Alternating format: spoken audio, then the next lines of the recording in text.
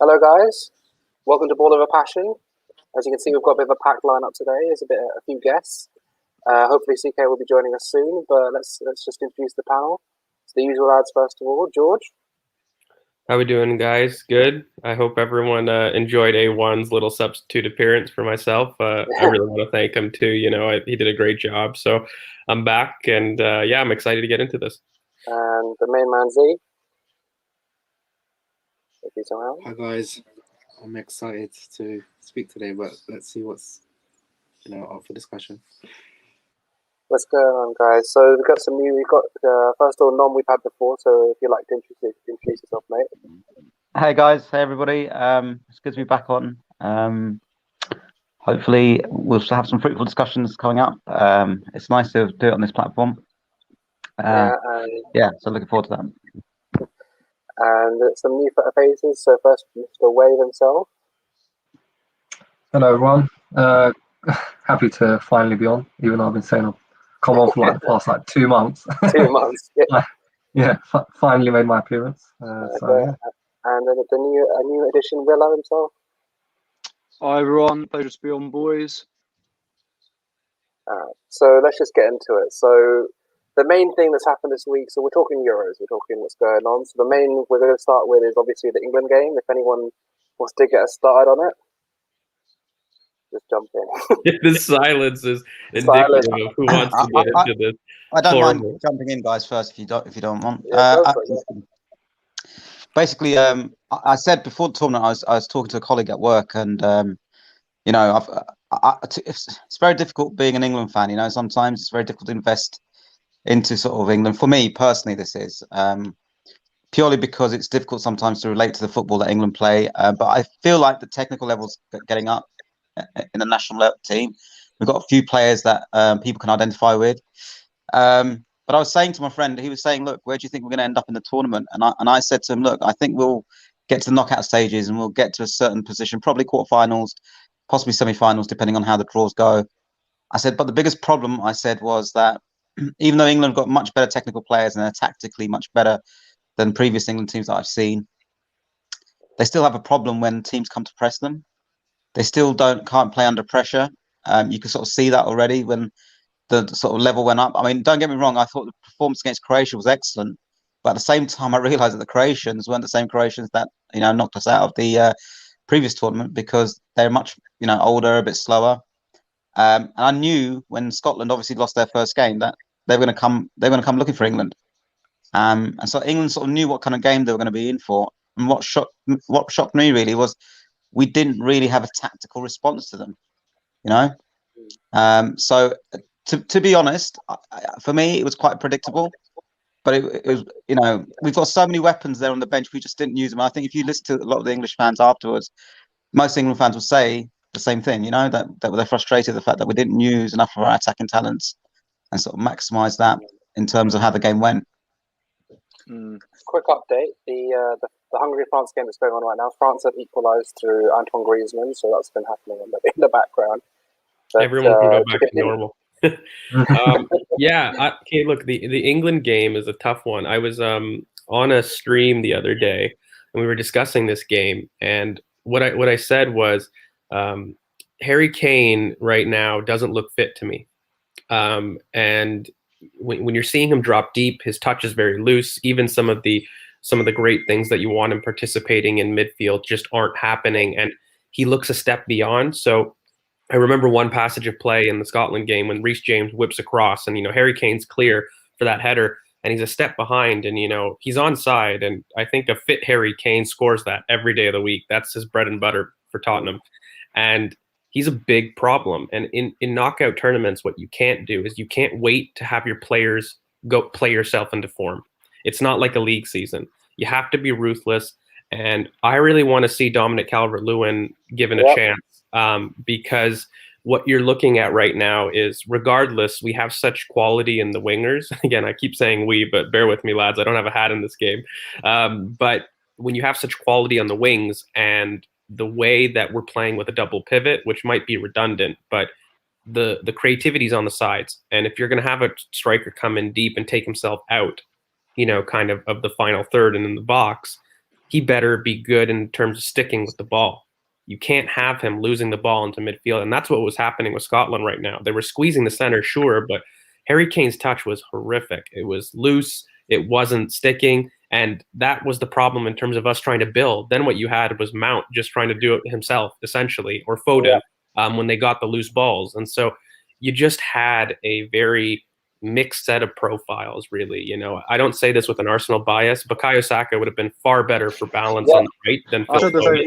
You had too many players dropping into the same zones, trying to do the same thing, and you ended up having the Arsenal problem that we have seen kind of for years, really. A lack of pace and build-up, really.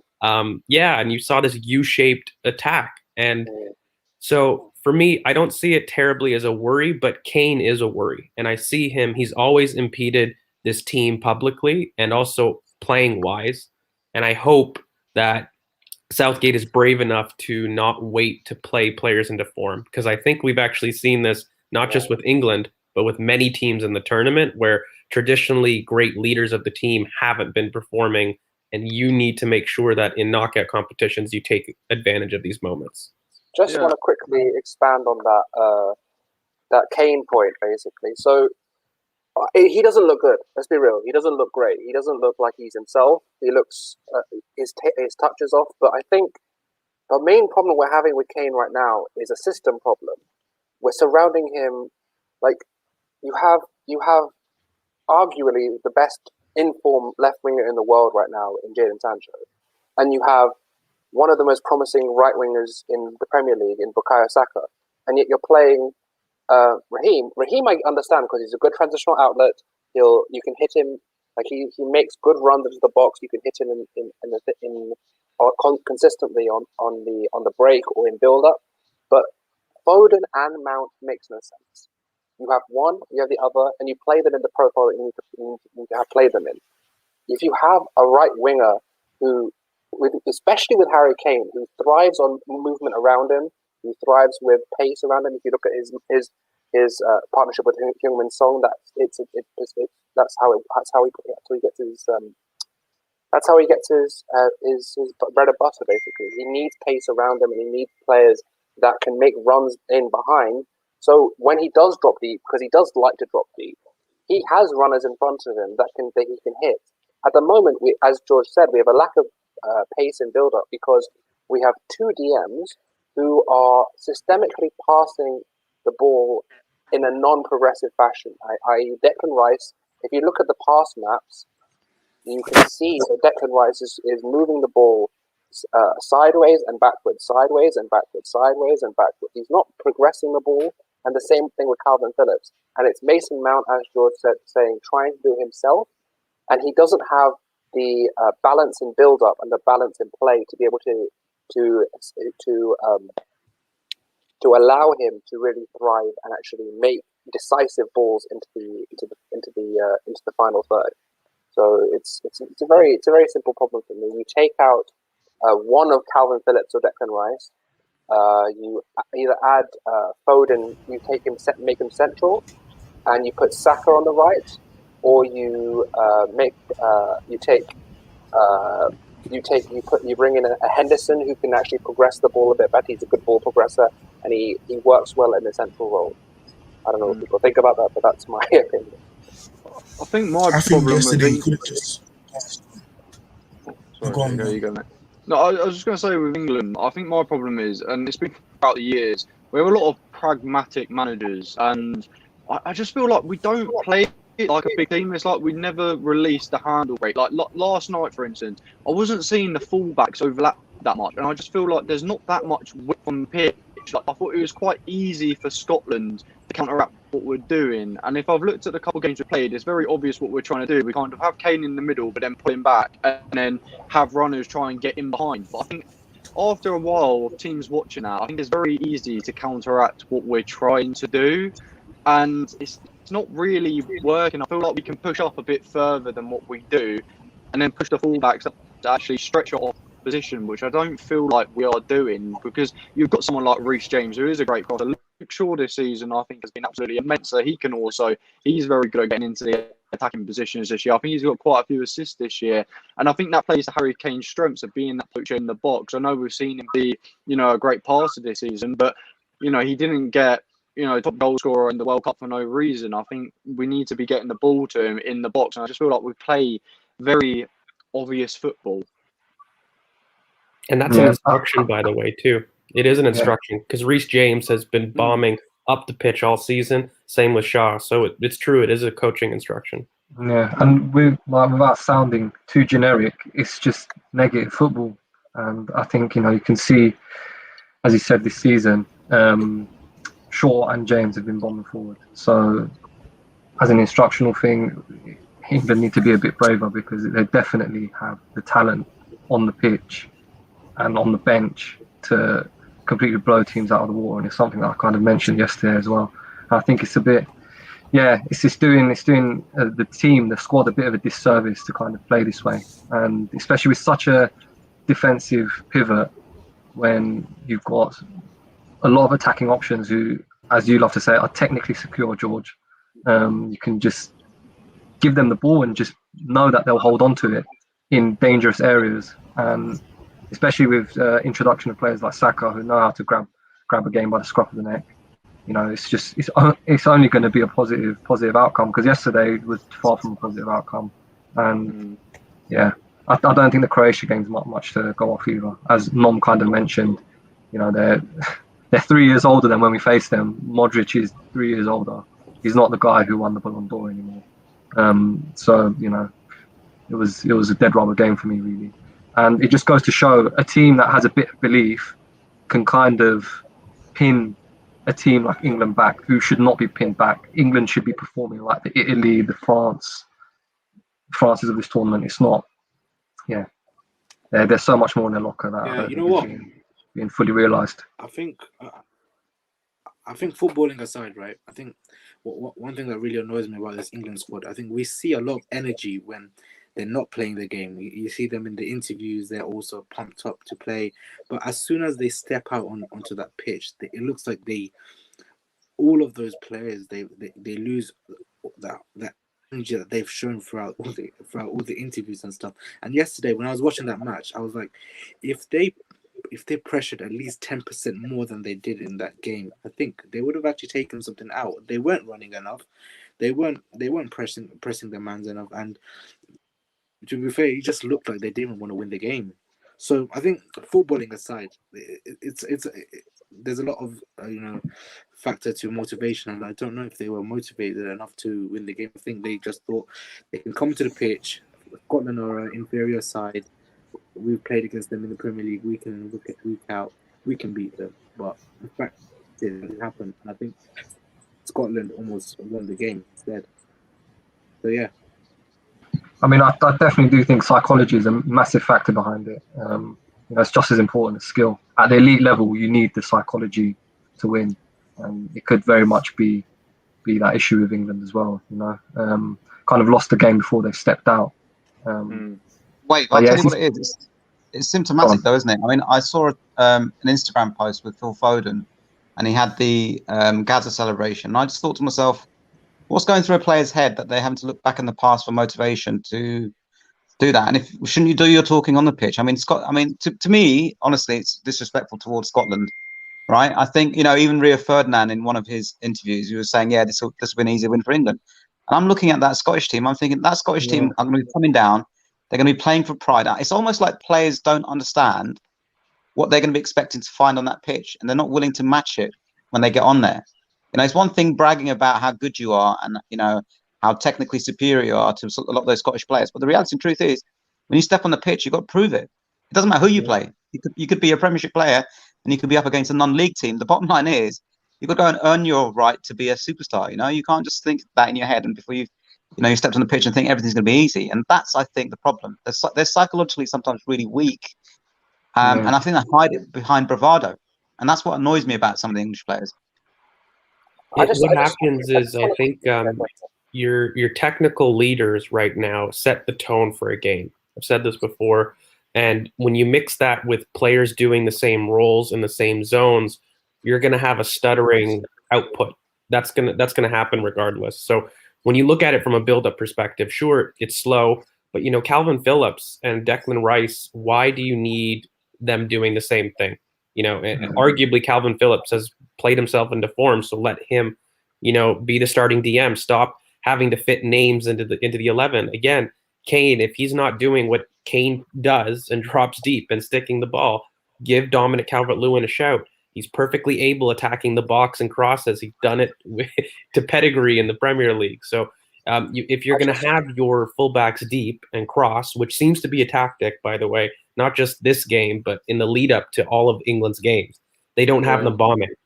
If you want to cross into the box, cool. I don't really care, but get your best aerial striker on the roster there. That's just simple. I just want to pull up this quickly. I just want people's thoughts on this is how it should be, right? The way that Southgate lined up, this is how it really. And if it does load up, there it is. So if you look at this, right? If you look at this thing, basically the problem is you had Shaw here and you had James here. They weren't really pushing up enough. They were just staying here, and it turned into this sort of youth thing where Kane was staying back, and even though Sterling was making these runs, Foden, it was here, and the build-up was just so. So look what you've just done. You have players doing the same roles. This is the issue that I talk about with even when we try to look at Arsenal and targets, and I preach this a lot. It's not that people can't be coached to do it. It's just when you have a zone on the pitch, you need to make sure that you've oriented yourself in a way to provide success. Okay? So if you're looking at that right now, and Mount actually tried to move to the left. If you actually watch the game too, he got fed up because that side was just too crowded, and he ended up trying to go up in there, and then you ended up having the same problem on the left. So what can you do to fix this though, right? Because you're going to expect that England will have the ball right now for the most part, and what you're going to need is we need a better person dropping in deep if you want to create that diamond. That's the first thing that you have to fix. Okay. I really think Dominic Calvert-Lewin needs to be given a chance. In terms of set pieces, in terms of having your fullbacks deep with deep crosses into the box, you need an aerial presence, and Kane doesn't look fit to me. He has a step behind. It's not even just his touch. He looks like his runs aren't as incisive. Like I said, that passage of play where Reece James crossed into the box, how many times has he scored that for Tottenham against Arsenal, let alone other teams in the Premier League? That has to be a goal, and I don't have any excuses for that. John Stones, free in the box. He has to be scoring. There's a certain amount of, sure, we can talk about mentality, and you can talk about performance on the day, but you need to take your chances in international football, and we can't wait for our superstars to play themselves into form. So stop picking favorites, stop worrying about the public image, about what it would send, and start picking the players that deserve to actually play and play to your philosophy. I don't care what you want, but play towards it. The thing is, I do understand playing Kane because he is also brilliant in the air. He's, apart from pace, he's a pretty complete player. He can. Yes, he's just strong. Not doing it. Well, it's probably what you said about him not being fit. So I do kind of second that. Maybe Calvert-Lewin does need to be given the nod, especially when you don't actually need Kane doing what he was doing, which is dropping deep. You just kind of need someone on the end. For me, it's this. Getting to the back of the net. For me, it's this. You need to actually have your fullbacks actually pushing on, because they were just stuck here. They were stuck in this area, just past the halfway line, and they were just stuck here going back. It's clearly an instruction from Southgate, because especially with Reece James, he loves bombing forward. So the fact that you have your fullbacks playing so deep, it's a problem. Like you have to have players that are willing to, especially if you have this man. If you have Kane and you do not have players playing crosses into him, you're wasting half of Kane. The whole point of Kane, he's big, he can get his head on things, he's great in the air, and then you have even if you want to stick with this, you can then move Foden. You can either move Mount a bit down and move Foden into this space where he can create in the half space, and you can have those, like for example, you can load Sterling, Kane up here. Maybe Rice can come in further. Karen, you know what it is, crosses. mate? It's about, we've talked about this with Mikel Arteta, and one of my actual critiques of Mikel is that he does not balance his front line. And what do I mean by that? You absolutely need 2 runners and 2 creative players in any front line, period. And when you look at what type of striker you have, you need to play to the strengths. So while I think it's stupid to employ, I'll be honest, a Kane type when you have such quality in the half spaces that England have, I don't think it's needed. But if you're going to play that way, play wing forwards. And so who in your squad are wing forwards? The Sterling is a great shout. Sure, I get it. Yeah. But then Bukayo Saka must play if you're going to have Kane dropping into the middle or a Kane type dropping into the middle.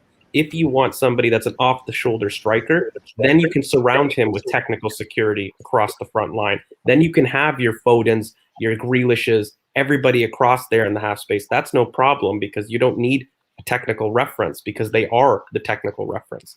So it's just about understanding your profiles and making them suit. You know, I think we could kind of talk for days about how Southgate maybe isn't tactically up there, but fundamentally, these players need to start producing the way that they should be producing. And there needs to be a certain amount of responsibility taken by the leaders on the team because Kane has been shouted as the leader of the team and he's got to step up. And I'm not going to like hammer some of the youngsters in the team when really this is quite a young team if you look at it. And there's a reason why Sterling plays, and it's not just outlet. It's not just that he's the only running person. No, it's not. It's not just that. It's the fact that he has elite movement. He's very good on the ball. It's just agreed. Sometimes his finishing does let him down, but he is an elite ball carrier, and he's someone. I think it's a bit more than that as well, though, Karen. I think he is a winner, and that's actually what he's got over Kane. You know, Kane is like the voice in the Tottenham change room. And listen, and this isn't with me with my Arsenal head on saying, you know, just finding anything to bash Tottenham with. But you know, Kane, 38 games out of the year for 12 months out of the year, he is with a bunch of losers who don't know what winning is, and he is one of the biggest voices in that change room. And you know, even through their golden era, they haven't really done anything. They haven't done anything. So how's he going to come and captain England? You know, he's going to be speaking to kids like Foden, who are like nearly 10 years younger than him, who have seen far more success than him, and who have been around actual winners, actual big characters. I'm not saying Kane isn't a big character, but you know, these guys they play for top teams. You know, Mount's just won a UCL. He's been in the changing room with Thiago Silva. And you know, Mount's Kane, been the only best time he's in player the on the changing room pitch. with big characters like that is when he plays for England. Yeah, and Mount's been the best player on the pitch. And there's a reason for that because when you look at what kind of player Mount is, on the half turn, but he's always going forward. He penetrates. The one thing I love about Mason Mount is he doesn't care where he is on the pitch. He will attack space. This is the big problem with England right now. They're coming to feet, and you need to attack space. So when you see a Sterling and you see those profiles, who's excelling, it's those that attack space. And so that's why I don't just put my Arsenal hat on and I want Bukayo Saka. He attacks space. When you look at these players that I think are going to fundamentally thrive in the England setup, despite having a defensive pivot, I don't think that's really the issue. You know, I don't like it. I agree with everybody in the comments. Let's do a 3-man midfield. But look, fundamentally, it's about having players that attack space because we have too many players that want ball to feet. Way too many players. So you need to balance it. I'll tell you one positive. We have. Oh, sorry, Go on, Will. I was just going to say one positive I don't think we've talked about though with it all though is I don't think we have to worry about any signs or anything because Kieran Tierney I think is bringing them all to Tony because he had them all in his pocket. Harry Kane's in there, Sterling's in there. They were all in there. He made such a difference yesterday, honestly. I wanted Scotland to win halfway through the game. Well, the only thing I want to say too is I don't want to keep bashing England, and I don't want to do this trope, but lads, like Scotland deserve credit. If you looked at their way of playing and their counter press, the balls to take that. Look, I don't want to upset Wave, but you know, Turkey could learn a little bit here, taking the initiative to teams that maybe are superior, right? Like we've seen teams in this tournament who haven't taken the initiative. And I really think given the lack of superior favorites in the tournament, the teams willing to take initiative will win. That's regardless of quality, and that's regardless of maybe the gap in perceived superiority. So just taking the game 2 players is worthy, and Kieran Tierney was immense, lads. He was left center back in a 3, and we're talking, he was popping up on the left wing in midfield. That was the man of the match, not Gilmore for me, which was really quite. Yeah, that was a bit of a baffling decision that Tierney kind of didn't get the man of the match, because, like you said, he was literally everywhere. And you know what? It was especially, even though I was on England's side, it was especially gratifying to see him kind of clamp Kane a few times, and Kane not even wanting to get into that battle with him. I wish he got that. It just shows, like, when you've got that little bit of tenacity and that little bit of belief, it's that mental edge again. It will kind of take you to the end. And wait, mate, you talk about the mental edge. Do you want to know? I'll tell you guys something very classic that Kieran did. And you know what? This is him mastering the dark arts, I'll be honest. Yeah. So very, very, very early, he smashed Phil Foden. Like, just took him out kind of in the left back area. Phil got upset. And then about 2 to 3 minutes later, Mason Mount kind of touched him and he yelled, grabbing his feet. It was kind of a non-foul. It was a dive, totally. Yeah. But you saw Phil Foden get absolutely riled up, right? And look, I think you're looking there. Everything that England lacked in a leader mentality is kind of there, right? He got into his head. He set the tone for the match. Look, you're not going to go through us. We're not going to let you play. And then on top of that, we're going to dictate the story, the narrative. And for little old Scotland to do that, it's not just heart. You know what I mean? Like, it takes a little bit of quality there to do it. And John McGinn, I want to shout him out. He was also similarly everywhere, and he was immense too. For a guy who I think doesn't get the plaudits he deserves, I'm a big John McGinn fan, massive fan. I've been on him for over a year and a half, saying this is one of the most underrated box-to-box players in the world, one of the most complete players in the world. And when you're looking at a profile of a John McGinn, He used to leave that dead club. Yeah, he just plays for a poor team. But you know what it is? He is probably the budget Nico Barella. That's what I've used as a comparison in the past for many months.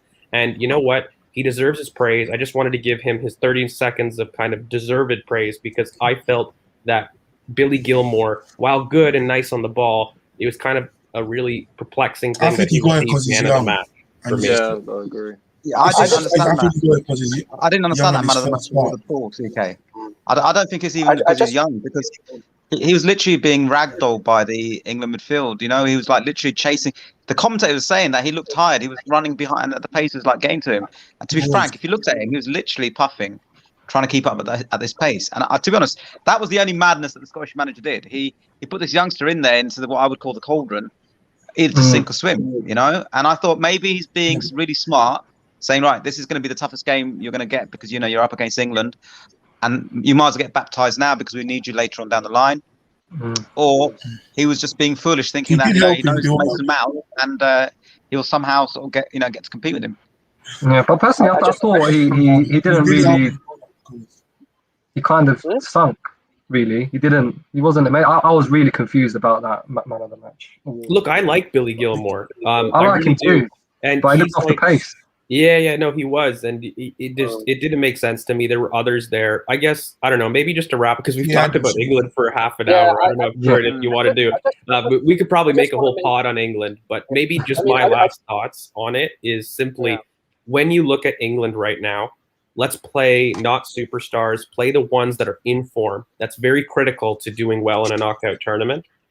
We need to include more players that attack space in the lineup, period. I don't care if that's in a pivot, a lone pivot, whatever formation you want to do. You need players that will attack space and not want to come ball to feet so often. And lastly, let the players play, because you have the quality to dominate and earn your ethos in the tournament. Okay, you're not sitting there, you're not lowly England, lads. I think this is part of the problem. As an outsider, no offense, seems like for so many decades the media narrative is, let's make us underdogs, like we're not as great of a team. But you know what, you guys, you have a team that it's yours to lose. I've said it. Quality wise, there is no way to go about it. England should be the favorites for the tournament, and they need to start playing like favorites of the tournament. Agreed. That's the last point I want to make before we before we move on. I'm just going to put. I know. Everyone likes to talk, but I just love having this up. So I'm just going to quickly build this up. That's for 50 seconds. The reason why I have this up is basically if you want to have half space creation and you want to have this Mount and Foden partnership, then you have to put them in the half spaces. You can't leave Mount here or leave Foden here because they clash a lot. So you have to space them out, and you have to have basically balls. Because let's be honest, what is the most deadly offensive move in modern football? It's half space creation. Kevin De Bruyne, Phil Foden, all the Mason Mount, everyone here. You have Sterling making runs around Kane, and you have this man running around, or Dominic Calvert-Lewin. If you have balls coming in from the half spaces, and you have balls coming in from crosses as well, and then you have Bryce and Phillips or whoever.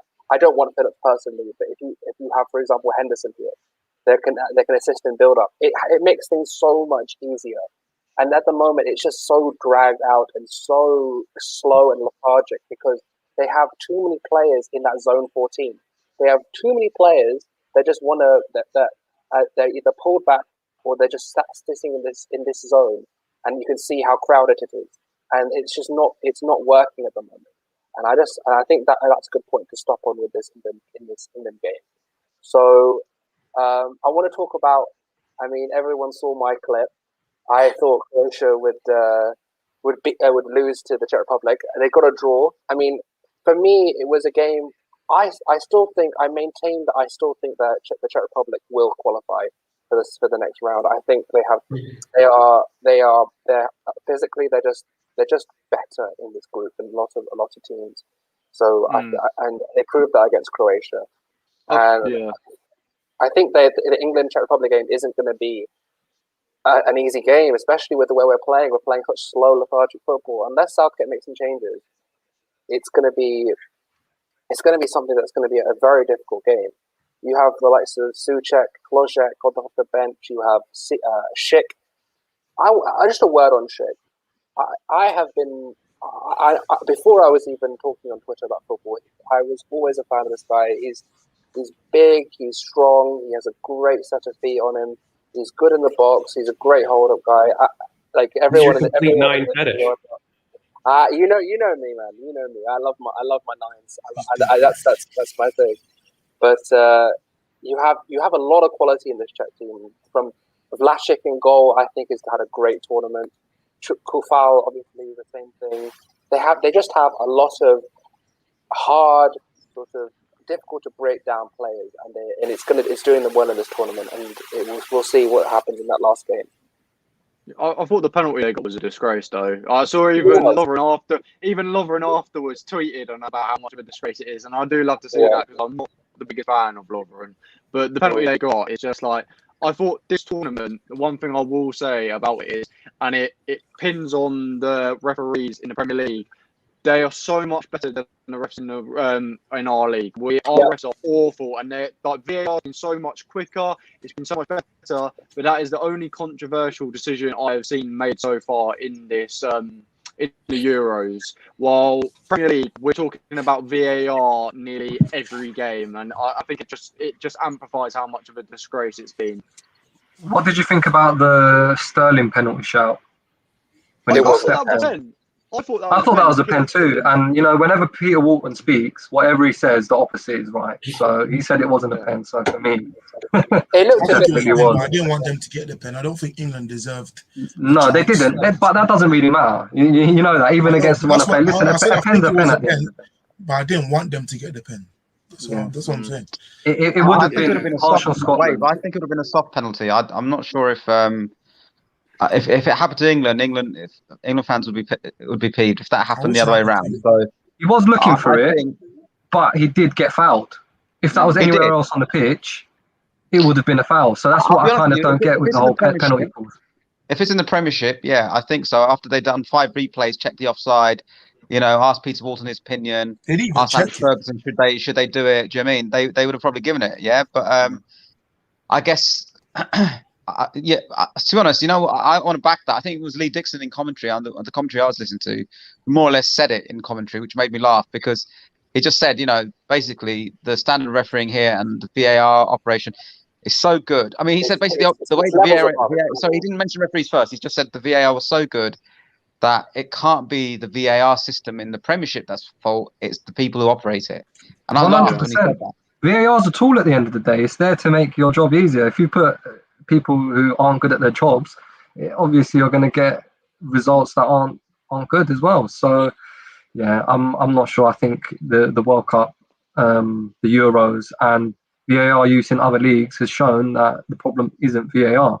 But my argument for that is, until we sort the referees out, there's no point giving them this tool where they can retrospectively punish teams and give an even bigger advantage to other teams. So I'm a bit still on the fence. Get international referees? Yeah, Listen, I think that is. I think it's a huge conflict of interest. Who said that originally? Yeah, but I think that's a huge conflict of interest having English refs in an English league, because then it kind of almost feels like them and the FA have like some sort of symbiotic relationship, which they most definitely have. The thing is with the referees in England, right? Even it's still biased because most of the refs in England are from up north. None of them are from south, so there's still an incredible bias that they all know each other. There's not even a single black referee as well. There's not even an Asian referee. I think it's just an incredible bias. So I don't even feel like they're representing England. They're just representing a small part of England. And I think we need to move away from that, because honestly, the refereeing standards, the Premier League is appalling. It's appalling to the extent where sometimes I go into games where I know I can predict what minute we'll concede a penalty, what minute we'll get a red card, because it's that predictable. I mean, at this point, it's not even a myth that Arsenal get the most unfair decisions. You can see from all the stats, you can see just from watching Arsenal games in comparison to other games, and you can see who the clear favourites are in the league. And I think until... Wave, it's not exclusive just to us, though, unfortunately. No, it's not. No. I think Chelsea are very hard done by as well, as much as I hate them. Yeah, we've seen some appalling decisions across the board. I remember on Arsene Wenger, do you remember... That's what I was getting at, Nom. Yeah, sorry, George. I wasn't going to come and steal your... but he pushed for those refs to become professional refs, right? And he wanted them to get paid a salary, and he wanted them to make sure that they, by making them professional, that they would be more committed about improving their standards. That after 4 or 5 years, I'm sure George will tell you, he was going to say this, that he was aghast. Nothing had improved. Things had got worse. There isn't anything stopping us from getting referees from other leagues, by the way, because we lost one of our bet ones to, was it the Middle East? So the truth is, we could get decent referees. It's up to the Premiership to pull their finger out, because the bottom line is, I think with the YSL, one of the big things that I agreed with the YSL was that they were going to get rid of these sort of stupid refereeing standards that we have that don't amount to anything. Wait, right? Yves Saint Laurent? You mean ESL? No, ESL, not YSL. Sorry, guys. Well, the only thing I want to maybe pivot off this in general is I think FIFA and their coordination deserve a little bit of plaudits, and I don't want to spend too long on this because I think with everything with what happened, with Ericsson and everything, I just wanted to make a shout out to the medical personnel and just the general organization of this tournament has been actually top tier. Just medically, I can let you know the quickness to which that situation was handled is what saved his life 100%. And it's a little bit of an advert from a medical aspect here. Everybody, please learn your CPR.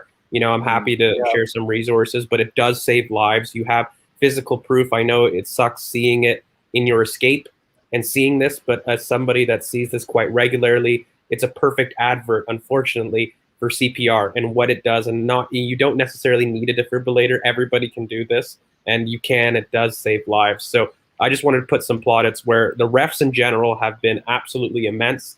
I think the medical team, even Anthony Taylor, who I really am not a fan of, his quick decision making got the medics there really, really quick and recognizing the situation. So I think it's just been great. And I don't know, Kern, if you did want to maybe move on to who's been your standout team of the tournament and who's disappointed the most to date. Since we've had two match days basically complete now, and France have tied.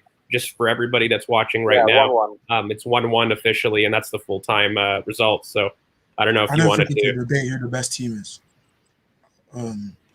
right now the best team has been Italy for me, because they've scored the most goals, 6.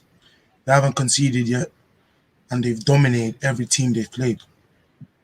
The Well, you way have they to take move into the ball account their about group is as well. absolute magic as well. They're genuinely a joy to watch. And I think even before the Euro started, we were all in agreement that that midfield, monstrous. Absolutely Moratti's monstrous. not there, lads. And they're No, missing exactly. And that just goes to Without show him, how they're good their really not midfield even is. there. I mean, So I'm just going to say this, just to play devil's advocate, that the group they have is not exactly the toughest, especially with Turkey looking how they The are. teams they played are good. Oh, They are good. Switzerland Though, and man. Turkey are good teams with good Switzerland players. is a good team. They shouldn't have done that to But Turkey Switzerland. have flamed out this tournament.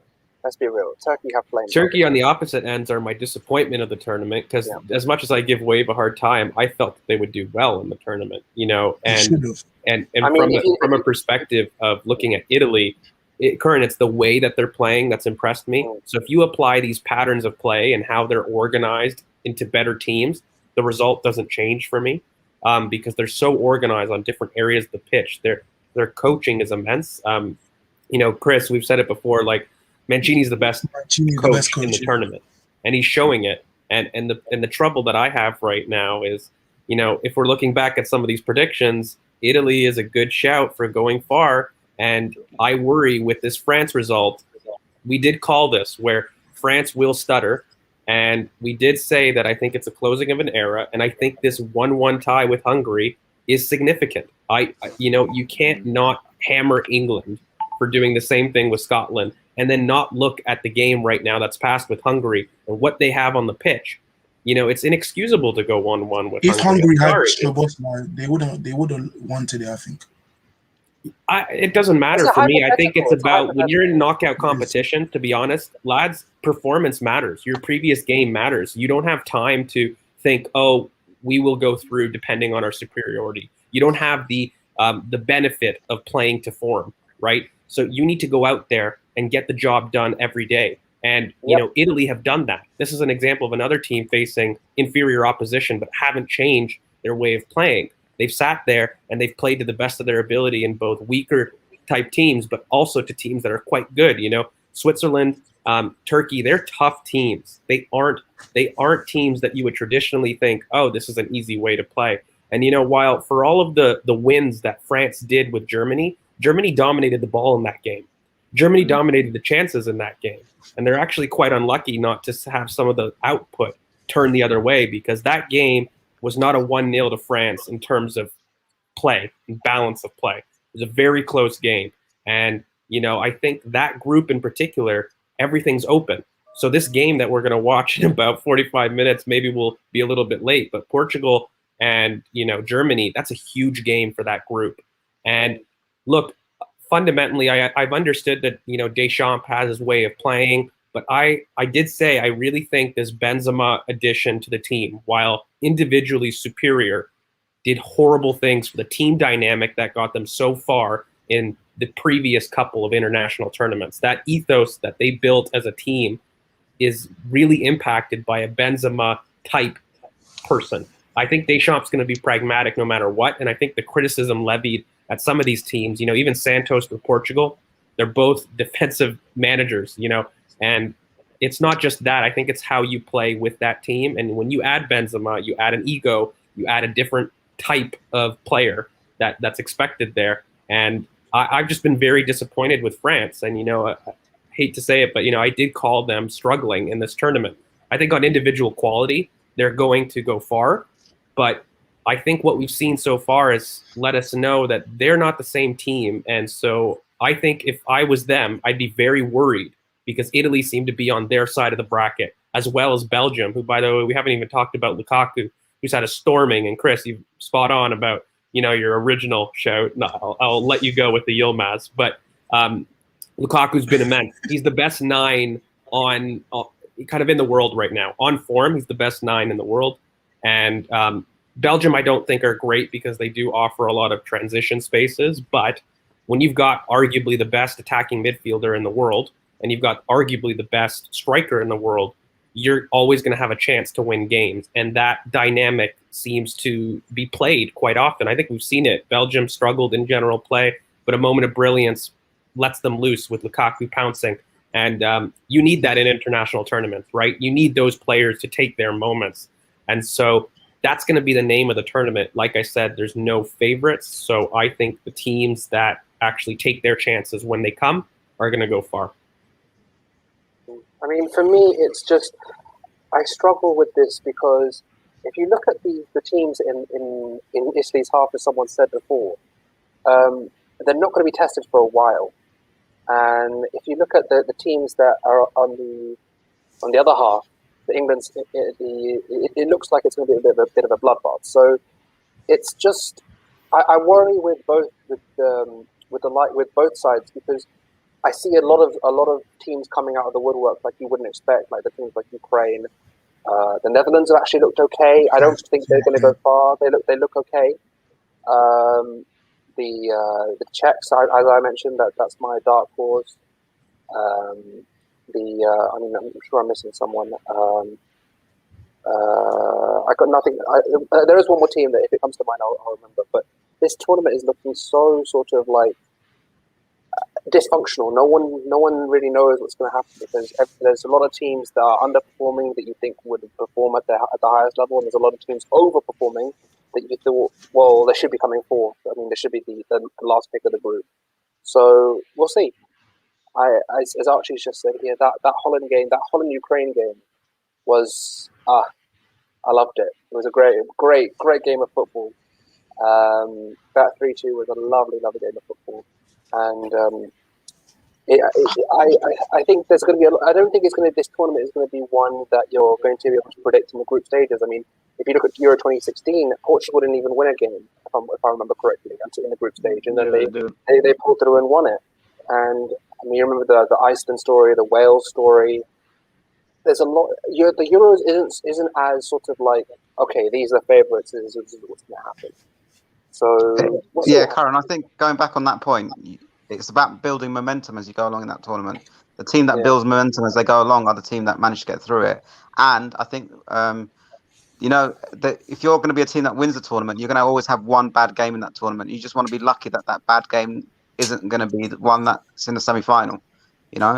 So I think it's really hard to predict who's going to win. I think it's really impressive seeing that. I agree with George about Benzema. I thought that was a stupid move. I mean, Benzema was involved in a toxic group of people. I think it's almost like some people in the French FA and Didier Deschamps have forgotten why they kicked him out in the first place, right? It wasn't because he was an angel. Nobody has ever doubted his ability. It's about the changing room dynamics. As soon as he's come in, you're seeing, Giroud having to tiptoe around him, and now Mbappe is looking down on Giroud, and all this shenanigans, and that doesn't do anything for a dynamic. It doesn't matter how skillful your squad is or how talented your squad is. I've got to give it to Gareth Southgate. He's really looked into the dynamics of the squad and how they socialise and how they interact with each other. I think that's been a big thing for him. I think he's learned that from going to tournaments with England himself. But in terms of what we were saying earlier on in regards individual teams, for me, I think Holland have always been involved in some of the most exciting games in any tournament they're in, aren't they? They leave themselves so open sometimes. You're never sure with Holland if they can actually go and win a game, and they could be 2-0 up or 3-0 up, and you're never sure if that's enough for Holland, because for some reason it's their mentality. They always leave the door open for the other team to come back and have a go at them. I mean, it's also a lack of quality for them as well. It's not the Holland that I grew up watching, or the Holland, late 90s, early 2000s. I mean, they really just don't have the same players, the same level of players. I think missing Van Dijk is obviously huge, and with the overall lack of quality in the squad, missing a player like that is definitely going to be a nail in a coffin. What's weird with Holland, maybe if we comment on them specifically, is, look, there's been a lot of goals, but the spaces in midfield have been huge, lads. I don't know if you've watched them, but really they're relying on Frankie de Jong doing Frankie de Jong things. And I think when they face a better coach team, Frankie de Boer, I think the score lines have flattered them. They're facing a group where I think the quality is a little bit different. We highlighted Ukraine and their difficulty in outlets before in the previews. We highlighted that they would be a very difficult game for Holland, just in terms of a kryptonite aspect, or about how they play and their play styles.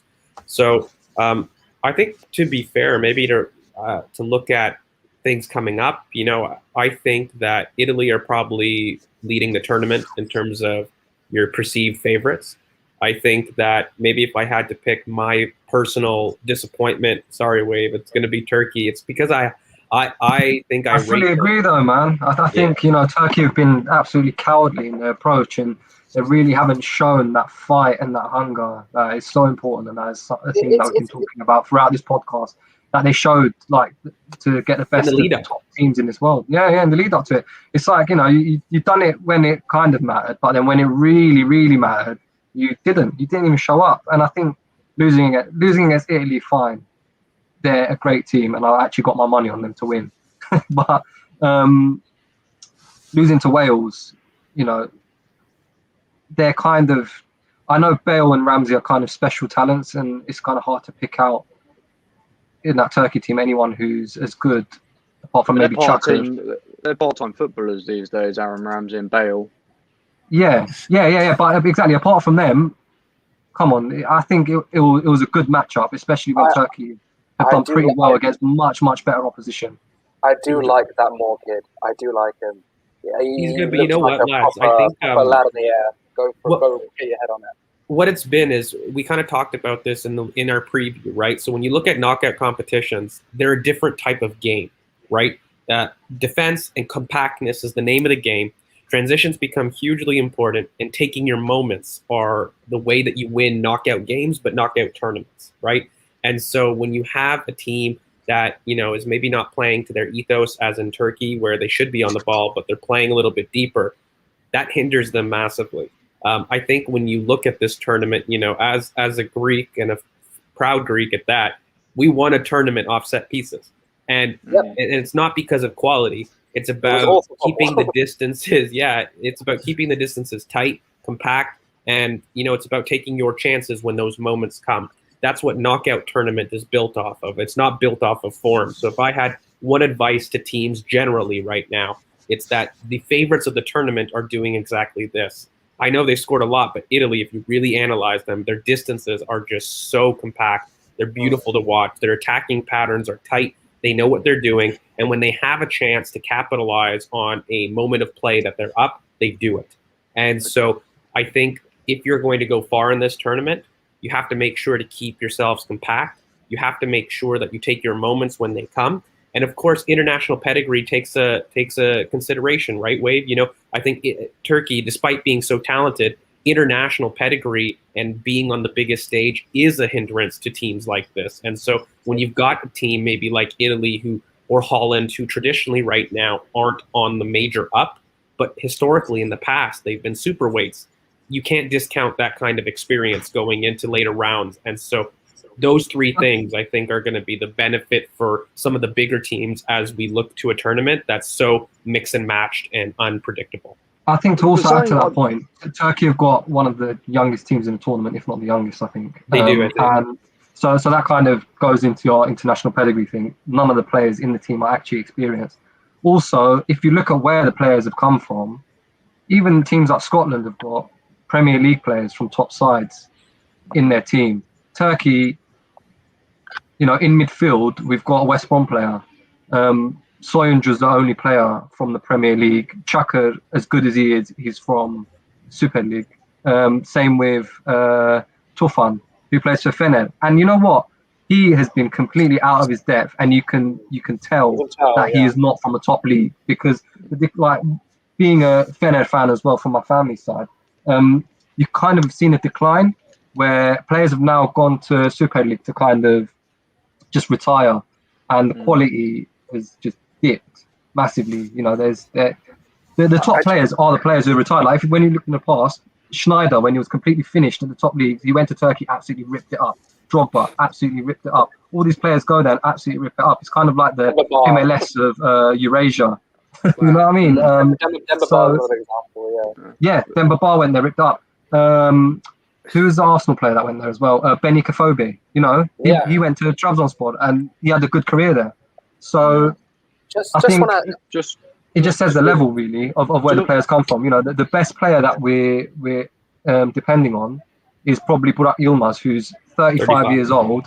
I know he's just won the league in France, but he needs a bit of help. He doesn't have the Lille team around him. He's got a ragtag band of Turks around him who are from all over the world. Çalhanoğlu looks completely out of his depth as well.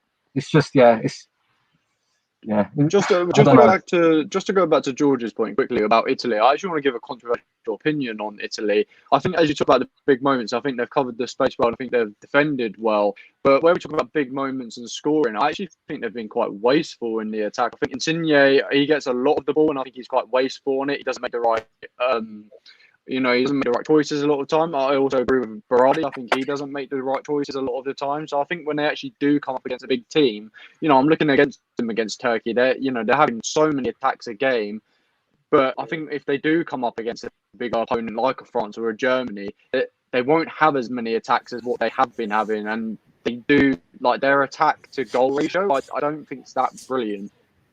Yeah, I mean, I just want to, in terms of the Turkey team and the teams in this tournament, a major theme in this tournament is transitional outlet. If you have a good transitional outlet in your team that is able to stretch the play, as George was saying before, it's about defensive compactness and an ability to actually break teams down either on the break or in build-up.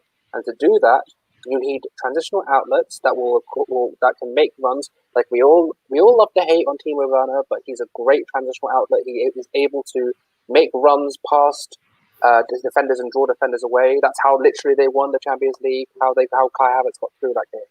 So if you want to actually look at a player like Cengiz Under, for example, of Turkey, I think he's been one of the major disappointments of this tournament. I think he's been utilized. I don't know if he's not fit, if he's not used, or he's just not being utilized properly. But you really think that you have someone at Dortmund there that is if you look at how he was playing against that Man City game, you have someone at the highest level playing week in, week out, and to the way he was utilized, the way he was playing, something wasn't right there. And if you want to look at this Turkey team, it is a major disappointment. And the main reason why is if you have someone like Burak Yilmaz, then you have to actually surround him with pace. Like I was saying with Kane, if you have a slow striker, you need the ability to stretch the play. You need the ability to draw in runners from both sides to allow. Current mate, they have that. I can't be quiet on this. They've got Cengiz Under, they've got Yazizi, they've got Çelik, they've got that trident that they built a Ligue 1 on for. And you know what? They have it. I think fundamentally, it's what Wave said. They're just not performing, right? Like I think for all the excuses that you can make for their general play, they're just not performing. There's reasons for that. I don't think that they're down in the dumps. I actually think Turkey are going to be quite a force in 4 years.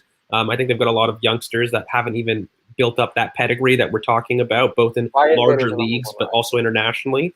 But look, I don't think it's all doom and gloom for Turkey. I just think this tournament came too early for them in terms of what perceived how they would go about it. Really, I agree, and I think Turkey also lack a bit of depth as well. I think as good as the options are, as I said, there's some players in certain positions that we could definitely improve on, but it's slim pickings at the moment. And I think the only thing that I would maybe say, looking forward now, is maybe I just want to highlight some good games for those of you that look to these for kind of updates that are coming up, because I think we won't see each other till next weekend, right? And that will be kind of the end of the group stages. So maybe some highlights of games. Today is the biggest game, I think, Portugal-Germany. That's going to happen in about half an hour. That's a huge one for the group. Lots to talk about there. Probably Switzerland-Turkey is probably the game of tomorrow in terms of the tournament to look out for. I think Monday is a kind of a dead rubber day in terms of if you look at the fixtures. There aren't too many people that have. Yep, exactly. And I think. Yeah, and I think maybe the last game just to highlight would be Portugal-France. That happens on Wednesday. For those of you looking for the big heavyweights in terms of what's going on. I think we're going to be doing that for a live Portugal Germany. I think that's going to be the one we're going to do on the live. So we'll see what happens. Sorry. Yeah, France. Sorry. But yeah, I just want to quickly I think it's time to move on. It's time to move towards the Arsenal, as it were. So What are we making of these rumours, lads? Do we want to just get off onto it? Let's do this. Yeah, talk about Lokonga first because he looks the closest to being done. I think.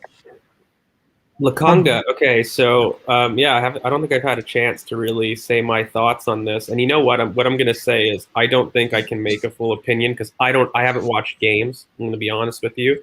I haven't had access to full 90 minutes, so I can't give you an overall evaluation of the player in terms of what I think. The only thing I can tell you is his profile, what he profiles like, and how we're going to probably use him. He's a Thomas Partey backup and a Thomas Partey development player. He's a conductor 8 style. He does struggle with defensive awareness. Even in the highlights, I did see quite worrying. It's not terribly worrying. He is a young player. He's 21, but there's clear defensive issues in terms of awareness, positioning, and also how he deals running back to goal, too. He's definitely a player that prefers play ahead of himself. And so I see him much more of a conductor 8 style. But, in terms of looking at it, the only issue I have with it is he's so similar to Miguel Aziz. He really is in profile.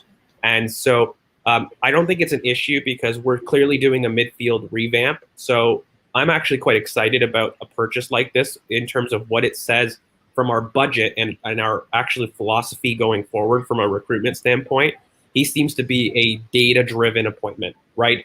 And these are kind of the smart moves that I think that a lot of people would say the recruitment needs to up. I would argue we've been doing it for a while, but maybe we'll save that for another podcast. But this is the type of data-driven appointment that you want to see. But in terms of the player, I think what you're going to see is Aboubakary Soumaré on the ball, but please don't associate him off the ball like that. This is not the type of player we have. And in terms of looking at replacing that kind of deep-lying playmaker aspect, he's going to fall into that category a little bit more than somebody that's a PNP merchant, even though he is quite athletic. He doesn't have those defensive instincts. And at 21, verging on 22, it's very hard to coach those instincts, particularly scanning. I don't find that he scans as well in defensive transition.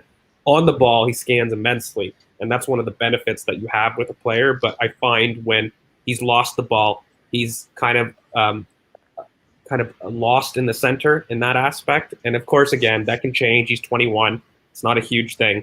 But just initially from highlights, that's kind of my opinion on Lakanga.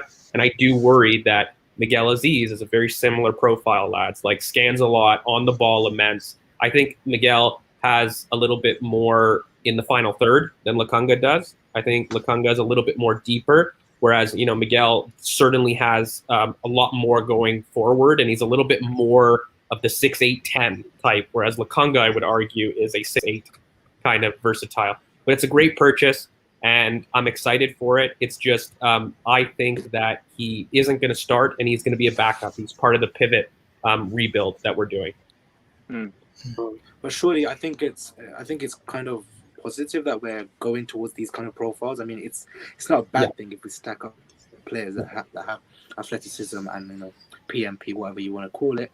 And to be fair, because look, we've looked at players like Mohamed El Neni, Granit Xhaka, even someone like Lucas Torreira that we had in midfield, and these players, they would get outrun all the time. And to be fair, if we stack up in midfield with these kind of profiles, we actually, set ourselves up for any teams that that face us in the lower divisions, or even in the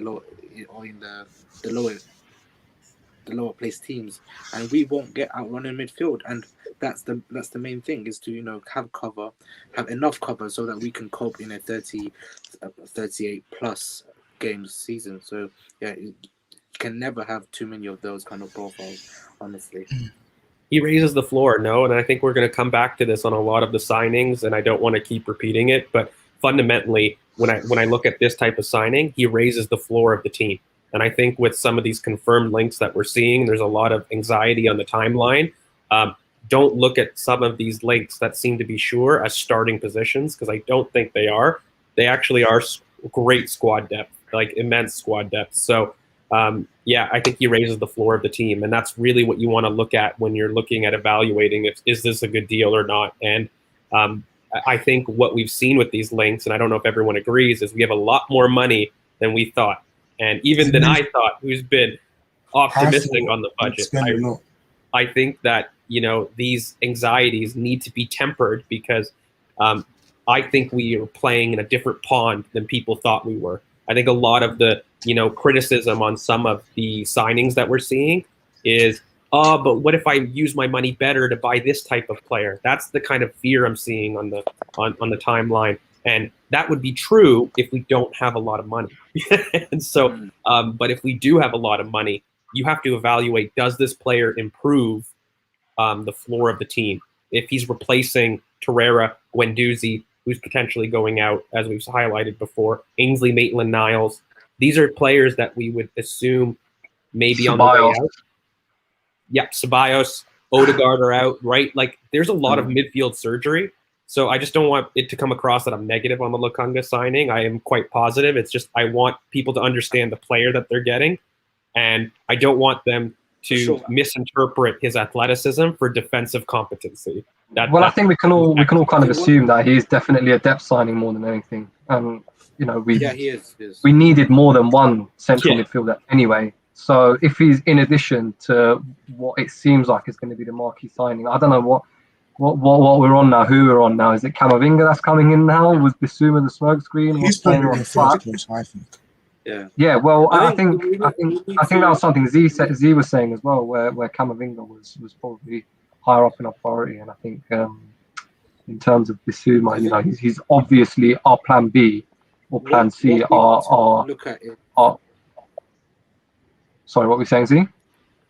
Yeah, no. So what I was saying is, I think what we need to look very closely is when we're looking at the links, who we're being linked to, who are we actually who are actually targeting, and then obviously there is obviously stuff going behind closed doors as well. So when I'm looking at it from a link perspective, we've been linked with players like Ruben Neves, even someone like Sander Berge, who we've targeted. But the fact is, we always have to go back to what Arteta says. He says he's looking at players that has athletic ability, and so when we're looking at that, then we have to include players like Camavinga, Bissouma, Soumare, Lokonga. And the fact is, the line has been since the start of this transfer window, 2 central midfielders, and it's already been confirmed that Lokonga is a depth signing. So expect that central midfielder that comes in to be a marquee central midfield player. Who it is, I've seen us being linked with Locatelli. Again, I have doubts on that, just purely because of what Arteta wants in a player. He doesn't have that. Yep, exactly.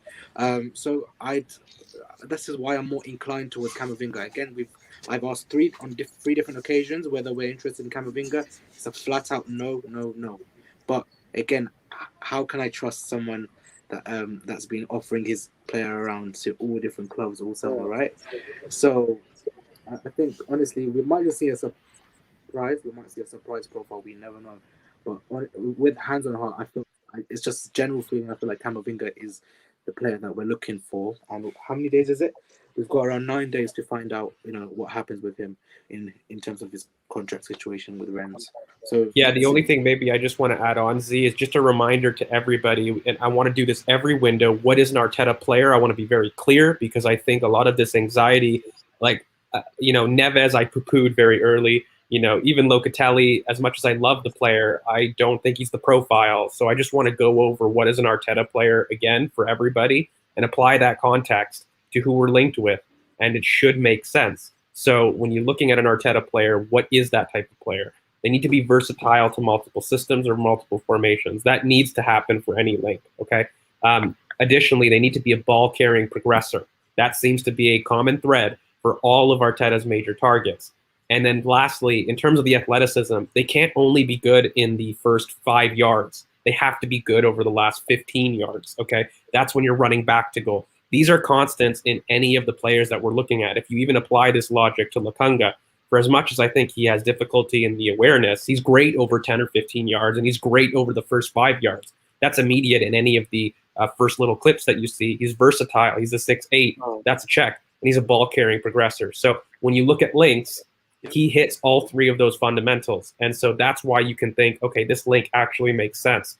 When you look at Locatelli, look, I've talked about Locatelli for a while, but one of the issues is he lacks the 5-yard burst in pace.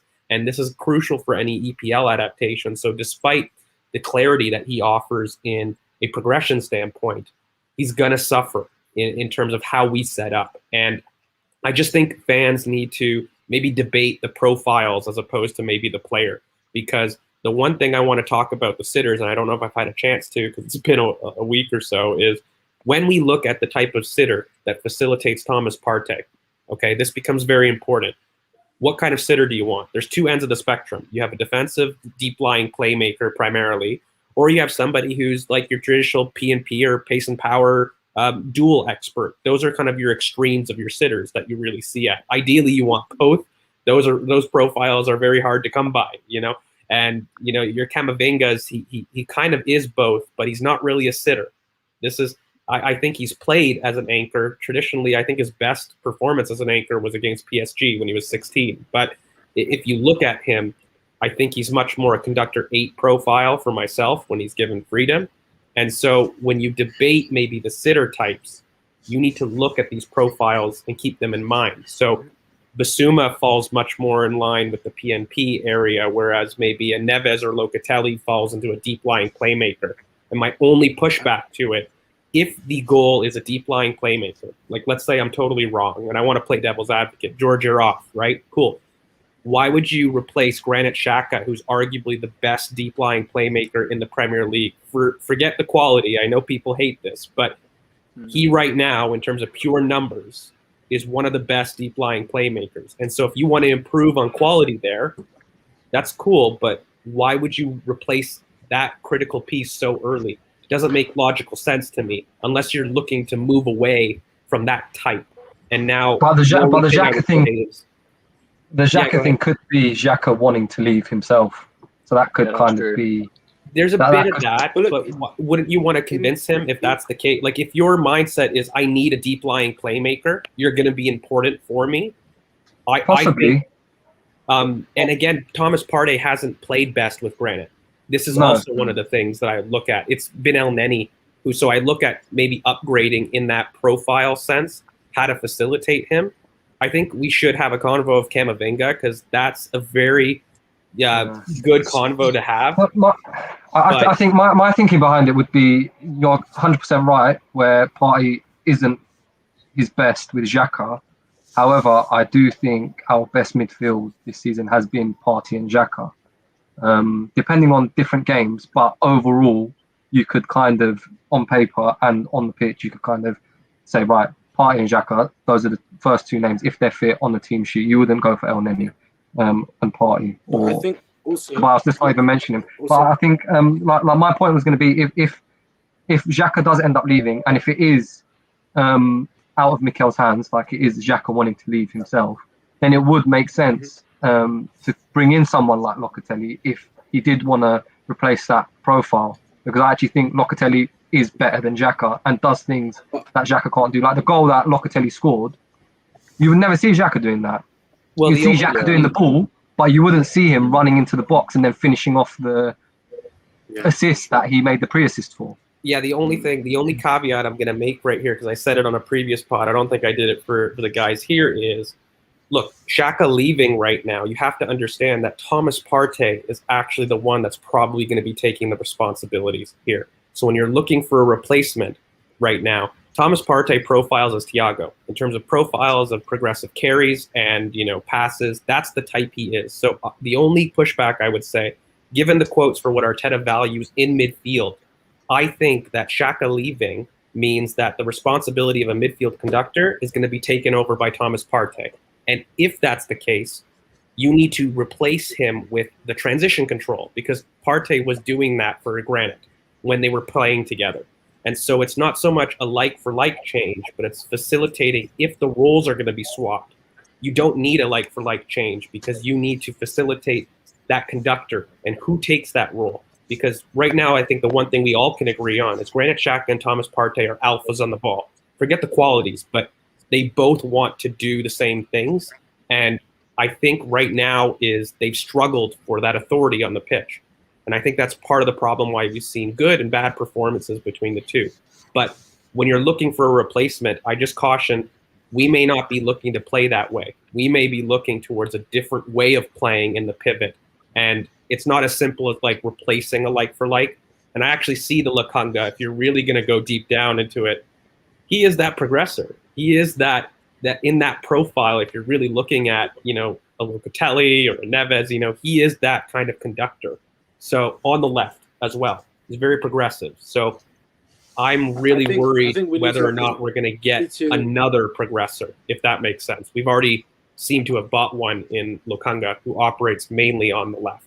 So it would worry me. I don't put it outside the realm of possibility, but it would make me very worried on our direction if that's the way that we're going. George, who would you go for? Forget Samari for a second. I know how much of a big fan you are, a Samari fan. So if you had a choice, because for me, look, the way I see it, I've said this in Spaces, Willow's been on there as well, that, you know, I might have my own preference, and everyone here probably has their own preference, right? It might be even different. I'll be honest with you, I wouldn't care if it's, let's just say, for argument's sake, 1 and 2 are Camavinga and Locatelli, and plan C is Basuma. Either of those 3 players comes in, we improve, right? That's definitely non-argue. You know, no one can argue against that. The question is then, you know, if we take the comments, and I understand the comments because, like, the way I see it, he wants to make sure that his midfield never gets outrun, and at the same time, he wants to make sure that the midfield can dominate and almost make the other team's midfield submit, right? Submit in their own half and almost like give up trying to fight our midfield, because that's how we used to do it back in the day. Believe it or not, you know, I mean, I saw that time when, and I'm sure some of you guys have seen it yourself during the Invincible period. We literally could push the other team back into their half, and they would find it almost impossible to come out of their half, right? And that was locked down to the midfield dynamics.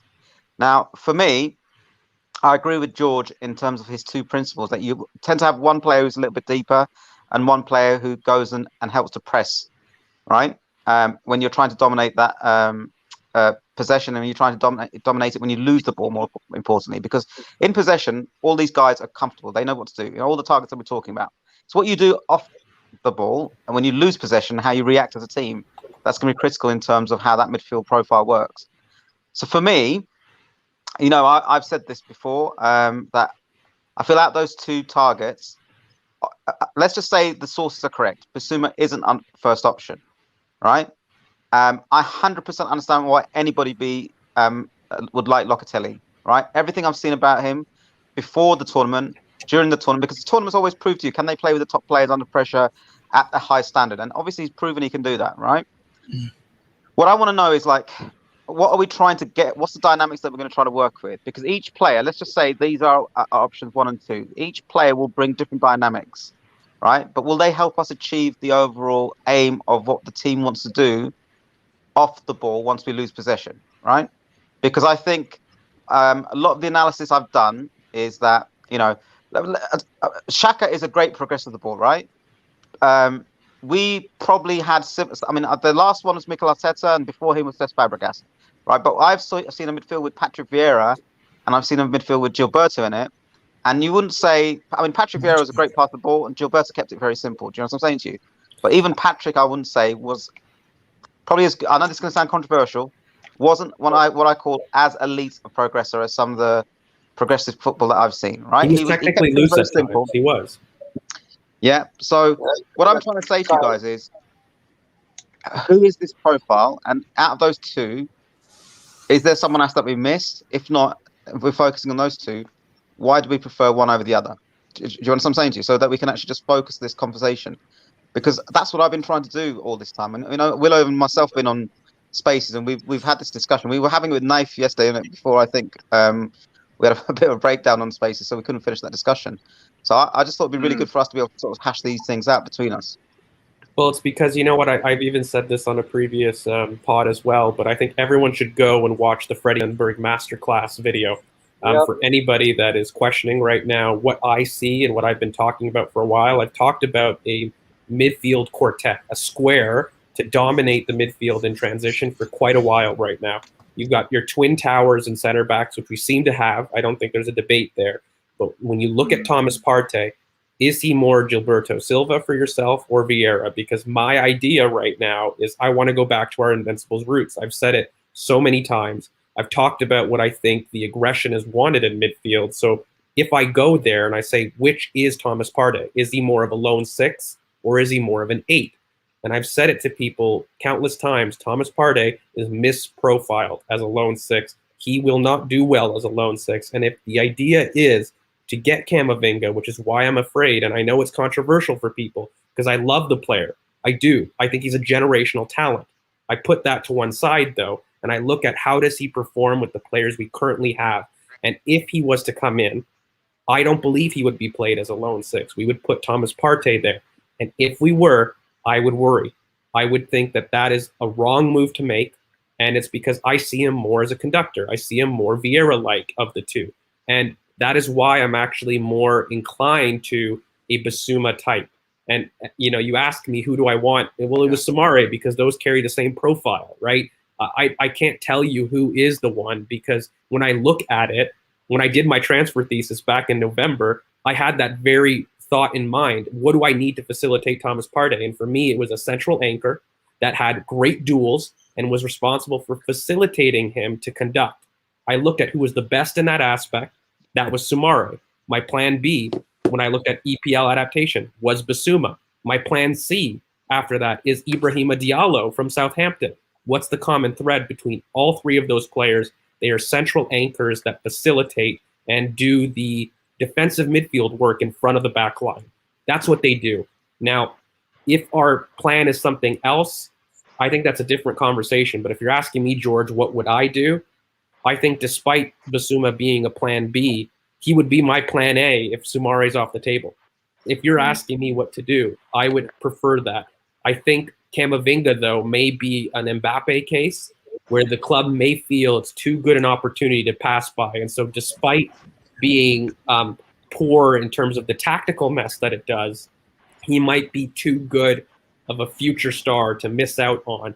And so we would see a Thomas Partey inhibited in this aspect and play a lone 6 if we were to pursue Camavinga. That's how I see them in this team. So just to play devil's advocate, we saw Thomas Partey play the role that you say he's not as suited for his previous club. Do you not think he could do that effectively if we do get someone like Camavinga in? No, I really don't. I don't see him as a lone 6. And the reason I don't see him as a lone 6 is because I don't think he's actually as technically secure in build-up that what people think. We've misprofiled. He's played both roles because he's a great player. And you know what? I use the same analogy right now to Emile Smith-Rowe. And he's great at playing on the left wing, but make no mistake about it, he's not a left winger. His best position is as a cam. And so when you're arguing between the two, can he accommodate people by moving to the left? Of course he can. We've seen it. Can Thomas Partey accommodate people and play as a lone 6? Of course he can. But is that the best Thomas Partey? It isn't. Because for me, what Thomas Partey needs is he needs the pitch in front of him. He needs to receive the ball and he needs the pitch in front of him and he needs to make use of his runs. He is a dominant force when you give him freedom to run. And there's no better way to look at that than his right back performance against us at Atletico Madrid, where he was able to receive the ball and attack space. That's where I think Thomas Partey is best. But our sitter right now is a conductor, an orchestrator. He will not be allowed to vacate his zone to do that. So you cut off one of Thomas Partey's best traits by him doing it. Now, can he do it? Of course he can. I don't think that's the argument. But is the argument that you're going to then see the best Thomas Partey by doing that? The answer has to be no. And for Camavinga, right, he's so young, I would not put him in a lone pivot. And I don't think he develops that way because if you analyze Camavinga, I've said this before, he really has a proclivity to the right. He really, and when he does go to the left, he doesn't do his feint and shimmy. He's very hesitant in terms of attacking the space. His best areas are on the right. And when you look at his tackling stats, he's actually quite poor when the play is facing him in tackling, whereas most of his tackling metrics come in transition. That's where he's really been a star. And so there's no doubt for me that he is a perfect conductor 8, and he's probably going to be generational in that aspect. I don't doubt that.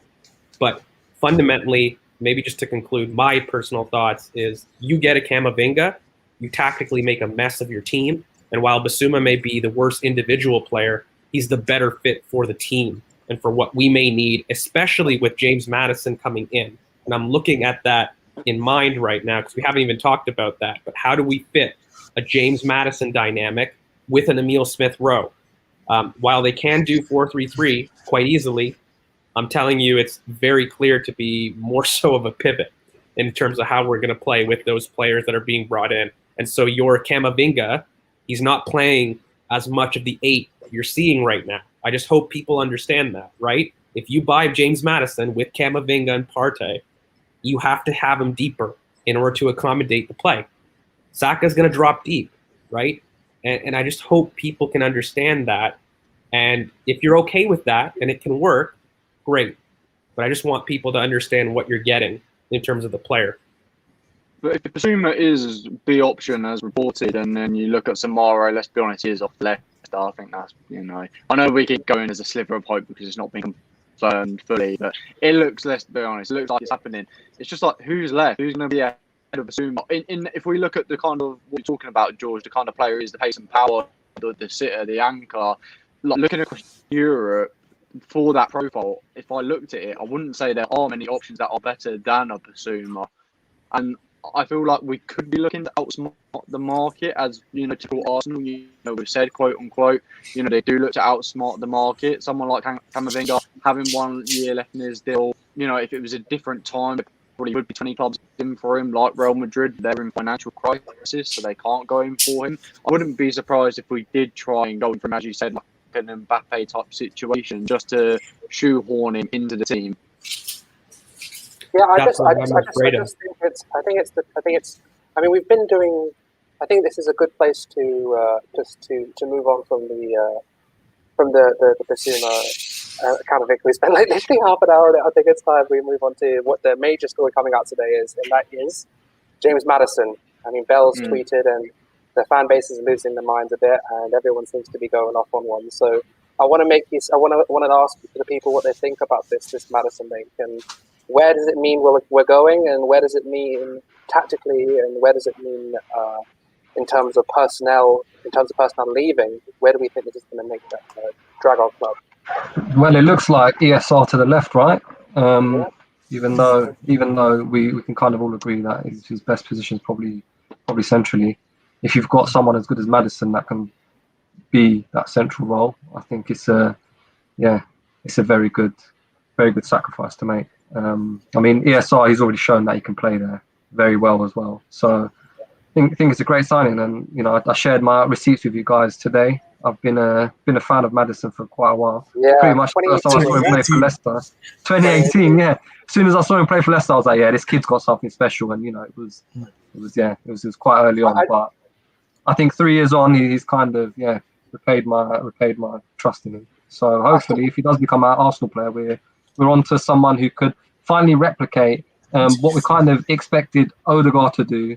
I'm not going to expect the Ozil-esque impact, but it could very much be that way. It could be someone who can finally play between the lines and connect the play that we needed them to, and kind of put our attacking line actually in good positions in the box, which we've lacked quite a bit last season. Karen, what do you think of Madison? I like the signing because it shows that we mean business this year. And it shows that we're actually looking at we're not just looking to we're going to incrementally improve our squad. We're saying, look, we know what the issues are. We need a creative player. We need someone who's going to not only be creatively dominant, but actually is press resistant as well. Someone who, if we place him in a 10, I still feel like he's one of the top 5, if not top 3 10s in the league in terms of in terms of as a lone 10. Don't get me twisted. De Bruyne is an 8-10. I'm talking pure 10. So he's someone that is great, who will offer. What the main problem we've had this year is goals from midfield. And if you add James Madison, you're adding someone who has a penchant for shooting, someone who is creatively dominant, and will allow the likes of Emile Smith-Rowe to produce what I was talking about before: half space creation, the ability for short passes, short 1-2s, overloads with Kieran Tierney, overloads with James Madison, and allow on the right side you can have Madison interplaying with Bukayo Saka, and with hopefully a new right back, if not maybe Ben White, which we still haven't got into, or the or maybe Callum Chambers or whoever we're playing at right back. It allows a variety in build up. It allows for multiple schemes to be to be doing, and it does makes someone which Erdegaard struggled with last season. He's someone that will not drop too deep. He's someone, if you leave him as a 10, he will be a 10. He will not try and come back, play 8-10 and just go, okay, I'm going to sit back and try and receive the ball deep because I'm not getting the ball. He will say, you can say to him, look, it's time that I need you in that final third. I need you creating chances, increasing SCAs, shot creating actions. You need someone that is going to be like, if you look, the game I always go back to is that Dani Ceballos game against Sheffield United. We don't like Dani Ceballos, but in that Sheffield United game, he was allowed to interact with that left half space, create space off the ball, create space where we are looking for where we need it, and it allowed Lacazette to get in for that second goal. If you have interplay in the half space creation, I'm going to keep going on about it. Half space creation is the most deadliest move in modern football. So it shows a real attack on this market and this league, that we are going for someone that isn't just exactly the biggest name. We're not looking at a De Bruyne or something. Obviously, we can't make them, but we're looking for the profiles that we need in the squad, and we're looking for people that are allowed to that are perfect for the role that we need them to do. We're not looking to put square pieces in round holes. We're looking for real profiles, and we're looking for people that will fit what Arteta wants to do. As George says, someone that is elite not only on the first 5 yards, but allows over long distances as well. Someone that can shorten the distances between players, as well as stretching the play. It allows our transitional outlets to stay wider. It allows for more plays with the fullbacks, because you are allowed 3-on-2 overlaps in the wide areas. I can go on and on. It's something I'm really, really, really excited about in terms of how we set up going forward in terms of attack. Yeah, so, for me, I don't know if for me, Madison is a lot of what we need, because, as I've said before, we haven't had anyone as good on set pieces since Santi Cazorla, on both feet as well. Madison can go left, right. He's both footed. If you watch him, he takes a lot of long shots with both feet. He's not shy to take long shots with both feet. He has a very good mentality. I don't think he's arrogant, but he says himself that he's confident. He's so confident in his abilities that some people see him as arrogant. And I think you need someone in your team who knows how good they are and won't shy down from showing how good they are. I think I'll go further and say that he's actually better than Santi Cazorla was on set pieces. Oh wow! Maybe, yeah. Oh, good one. Yeah, no, for sure. From what I've seen, he's got a very good success rate, and that's from assists and scoring. Santi Cazorla, yeah, he was by far the best at the time, one of the best. And I think, yeah, it's good to get that in there. And also another good thing, as much as I didn't want him to leave, for set pieces' sake, Luis leaving is probably the best thing that could have happened to Arsenal. I've got a question for all of you guys. So this is from myself. So I've heard a few rumors and from people here and there that the figure that we're sounding out for James Maddison is roughly around the 70 million mark. Now that's a ballpoint figure that's been given by Leicester, and Arsenal, will try to meet that, or try and meet somewhere around the middle, around the 60 to 70 million mark. Regardless if it's installments or upfront, we don't know, but that's the end goal. What do you guys think of the valuation? 70 million, do you not think that's too much for someone like James Maddison? I don't care. I don't For me, care. if we spend on everything else, if it doesn't stop us from buying everything else we can, which I don't think it will, I honestly don't care how much he is. Our main problem is creativity in the final third of this moment in time. If we're paying 70 million for an elite player, Actually, Kern, I disagree. It isn't creativity at the final third. It's output. Yeah, The output one as thing well. I actually think if you look at us, we're among the best in final third entries into the box in the league. That's not a creativity issue. What it is right now is, and why I've said that James Maddison is such a good signing. There's a lot of revisionism, I think, on the timeline right now about who is James Maddison. And one of the critiques is that he's a set piece merchant.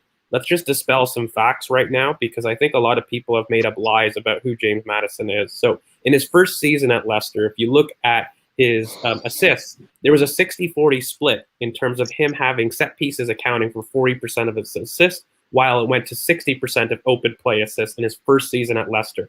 If you look at his last 2 seasons at Leicester in the recent times, it's been an 80-20 split, where only 20% of his assists and shot creating actions, for that matter, have been because of set pieces. Let's go further. This season, playing as a center mid in Brendan's 4-1-4-1 in the left center mid 8 spot, he achieved 105 shot creating actions, of which only 20 were set pieces.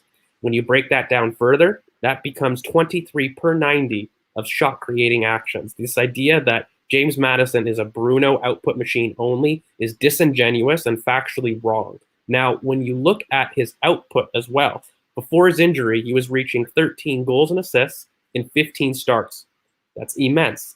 If you look at what this team lacks in the front line right now, it lacks goals and assists. And for however much I love ESR, and for however much I believe in his potential to achieve that in the future, the one thing that you can say is that ESR sets the tempo, but he lacks consistent final ball and goal and assists at the present. It's not that he doesn't have the ability, but he simply lacks it right now. And I think when you add a James Maddison, you address that flaw completely. And together, the symbiotic relationship of the two is amazing. And they cover the same spaces as an Awar, who I also championed, with ESR. But the one difference between those two partnerships is James Maddison is far more a transition threat, better over longer distances, and he has far more output than two. So it's much more potent.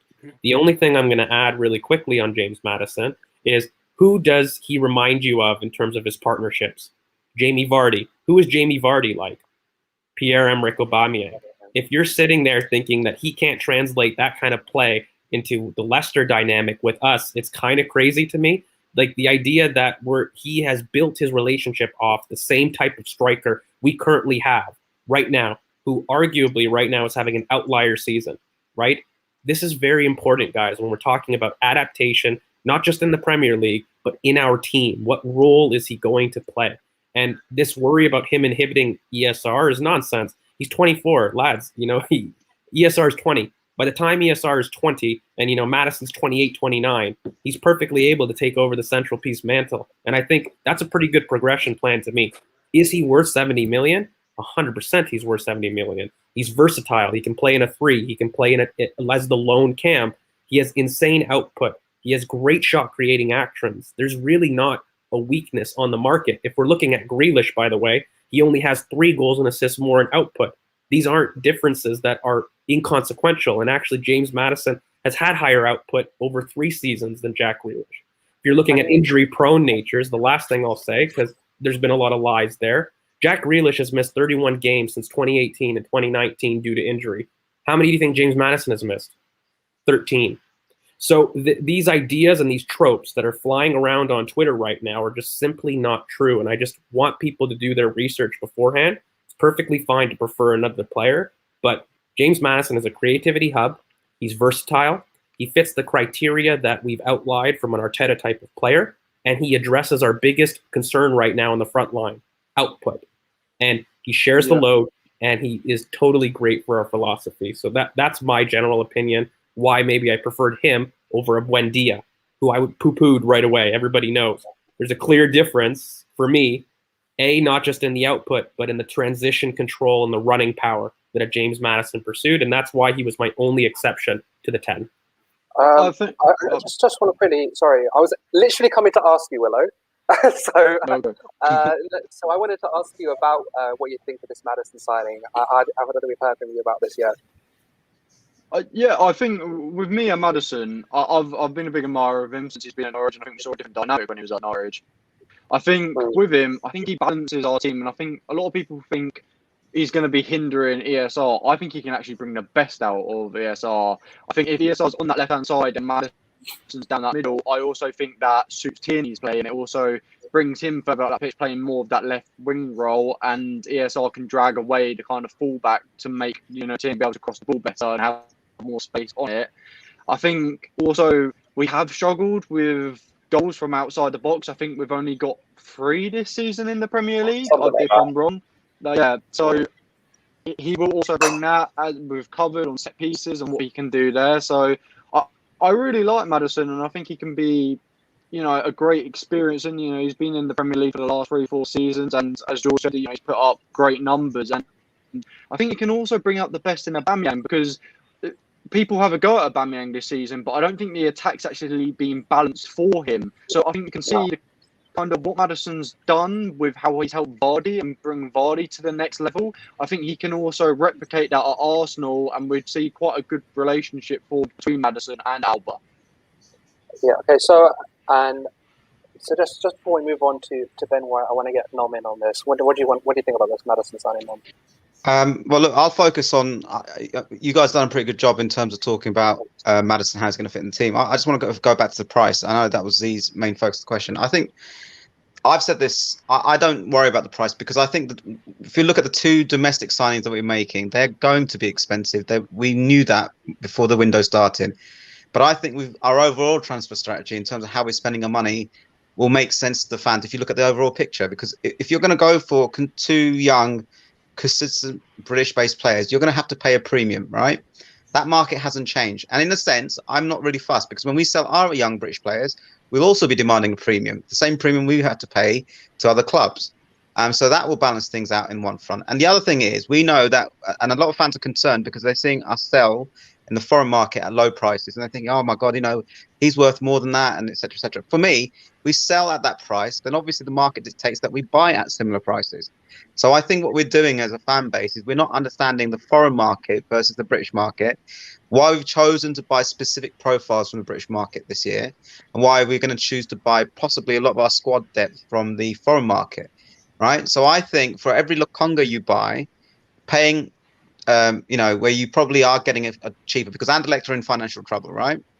If we went and, for argument's sake, let's say we went and bought Camavinga, we'd be getting for a knockdown price compared to what we'd have had to pay in a normal market if we had Real Madrid competing for him. Because let's be frank, Real Madrid were after him for a long period of time. They almost had him earmarked, So I think overall, the signings that we'll make abroad will balance out the premiums that we're paying in the domestic market.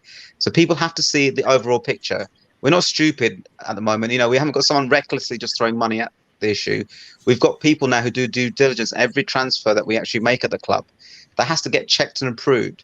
Tim Lewis doesn't sit there as a figurehead now, just looking at the final sort of contracts when they come through. His job is to make sure we're getting value for money. And to be frank, I've seen these kind of issues historically. I remember when Rio Ferdinand got sold for £30 million. People thought it was excessive money. He went out to become a world-class player. Nobody then worried about his £30 million price tag. When Rooney got sold, from Everton to Man United, people thought that was excessive for a teenager. When he became world-class, nobody cared about his original. I don't remember even what his original price tag was. Van Dijk, 75 million. Yeah.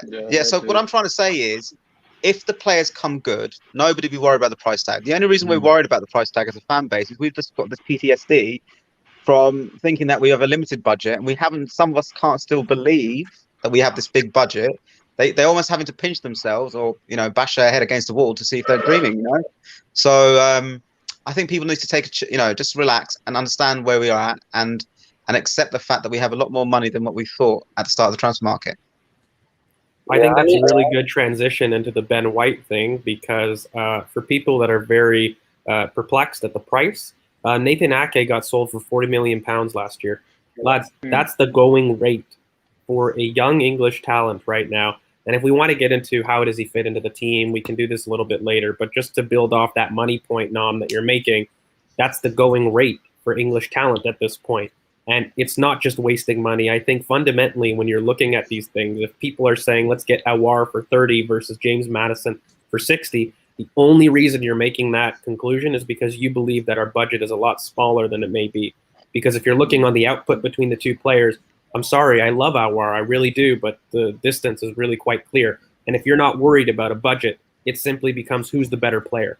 And I think that right now, it's very simple that if we're willing to pay 45 million for Ben White, I think people need to really be realistic and not pessimistic about our window.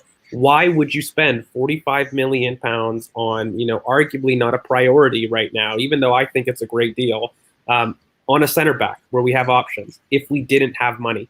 If we're just being our heads in the clouds and we're FIFA managers, why are we spending 45 million pounds on a Ben White if our budget is so small? It doesn't make sense to me. I think it kind of comes back to that PTSD that Non was talking about, of us, possibly spending so much money on a position, like you said, that isn't a priority, and then ultimately ending up being deficient somewhere else. Like, for example, if we sign Ben White and then we sign Maddison and then end up not signing the right back and have to go into next season with Chambers and Cedric as right back, I think that would be the least ideal situation. I think for a lot of Arsenal fans, they want to see at least 8 or 9 out of 10 window, which would be addressing every single deficiency we have on the pitch, which is the 2 central midfielder roles. If Xhaka's leaving, and we've got Ceballos leaving, and we've got Torreira and Guendouzi leaving, that leaves us with at least 2 central midfielders we need to sign. We were talking about either Aouar or Maddison. I think one or the other will be enough. Either you have ESR central or you have ESR on the left. Either Aouar or someone like Aouar, or Maddison or someone like Maddison. Signing that player will fill that position. So we've got an AM, 2 CMs. Then we kind of need an RCB to replace Luiz, who's left. So that Ben White makes sense. Then we need a right back because we need to improve on Bellerin, and we have needed to for a while. So we need that as well. So what's that? AM, 2 CMs, right back, RCB, and then we need a backup left back because we can't go into next season with only Chiellini. So that's minimum, and a goalkeeper on top of that because Leno can't play out the back. So that is 7 positions we need to fill. So when you hear, right, we're going to spend 40, 70, we're going to spend 110 million on 2 positions, people are like, where's all the money coming from? So I kind of understand it. Hopefully, we're kind of where you're saying, George, in that realm of reality where we've just got a shitload of money that we're just going to spend on loads of players. If we sign Lokonga, 15, 20 million pound deal, that leaves us at about 125 million, and we build 3 positions. We've got 4 positions to fill. Onana 9. Onana 9. I still think that what worries me is what if ESR goes down and then we're left with who's coming in at that left wing. That's worried. That's why I Tito want Taylor Hart. Hopefully, if we can get Tito, that'd be good. Or Saka. Or Martinelli. We have options on the left. Martinelli is a good shout. I just that's the only thing is if it's me, I'm greedy. Okay, I want both. I want both Alvar. Well, of course. If we can do it. Now Karen knows we have money. He wants all the players, right? You guys should just listen to me. Seriously. No. But the thing is, I'm not just saying this from a greed perspective. I'm saying this from we need to look for players. A gap, yeah. We need to look for players that are players that are types of profile players that we can fit and actually figure out what our best 11 is and what our best squad is. As George and me have both said on multiple occasions, we need to raise the floor of our squad. It's not about a ceiling level extender. It's raising the floor. And if you're looking at, I just think that if you have an hour, it allows you to have that versatility. If say a Maddison goes down or an ESR goes down, you can say, okay, Hossam, go in and do a job for us. And obviously, I do also like our backups. I like Martinelli. I love Martinelli. Let's be real. He's one of I'm saying it now. The lads have educated me on this. I'm not gonna lie about this. He is one of the most dominant aerial threats in world football right now. I'm not taking that back. And he's someone that is just a press machine. He's great. He's a great finisher. Cool composure.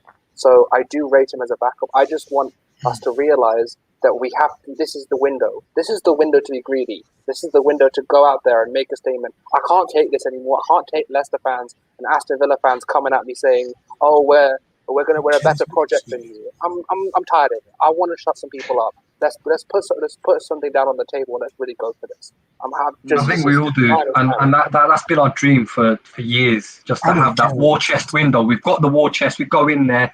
here's 200 million. Everyone, shut up. We're going to buy this player, that player, this player, that player, and just fill up the squad. But I've always said I'll believe it when I see it. So I'm not gonna get there yet. Like I'm gonna start talking back to people like, watch the window we're gonna have, because. But wait, honestly, I've got this funny feeling you're already believing, bro. So don't make it out that you still need to. Of course I do. I've been watching how you've been behaving. You're as excited as everybody else on this panel. You know? Not like me. I've been saying that we'll spend big for time, and people think I'm crazy, but I've been saying it, that we've changed. Like, we're in the past week, we've made 4 bids according to Chris Wheatley, 4 bids for different players. We nearly have like 3 players out the door, like, and we're halfway through June. And other people, they just couldn't see this. So. But I'm sorry. The one thing that I maybe want to, the one thing I want to get, because I think we've been here a while and we haven't talked about the Ben White role, and I just want to get that across before we do sign off, because we could be here for a while.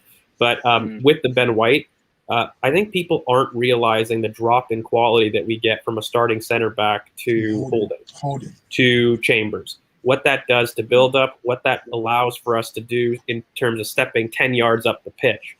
I think it's a massive deal, and I think it's been underrated, the idea that we need to raise the floor in that department, because we've seen if we take one person out, what that does to our chances and to our system. It disintegrates it. So the idea that we didn't need a right center back, I don't think it was ever the thing. It's the fear of, are we getting quality for the cost? And if we've already gone over that point about whether we are or we aren't, Ben White right now is among the best ball progressors in the Premier League. Period. End of story. When you look at their progression stats, you look at his profile, he's among the best in build-up in the Premier League. And so it becomes very obvious that we're recruiting to a specific profile. But one thing that I do want to let everybody know of, because I said this in the group chat, I've said it for a while, don't be surprised if you see Ben White as the right back. Now, people think that's crazy. If you actually look at his heat map right now, it's actually very clear towards a right wing back. When you've actually watched Brighton, he's played about 10 to 12 games as right back generally, 6 of those times as a right wing back. And when I look at him in profile, he's very similar to a Chambers, just an upgraded fashion, basically in all the great areas, and similar cons too with it. So in terms of having that inverted right back role that maybe can overlap as well, don't be surprised if we see Ben White functioning in that aspect as well. I don't think that's the play to be our only right back. Everyone knows Rydell Baku. I think I convinced Arsenal Twitter finally to get on board with him. But that's the play for sure. But the idea that Ben White, is poor in duels, that's false. He's actually excellent in duels. It's one of the requirements of a Bielsa system, and he thrived in it in the championship. So he's great in duels. He's great in terms of progression. And in terms of him being isolated 1v1, I mean, he's not great at it, but he's competent at it. And so in terms of that role, he's certainly quicker than Chambers. And, I don't want him in isolation. I want a Rydell Baku, let's be clear. But just I want everybody to understand there's a big possibility that Ben White becomes our right back too.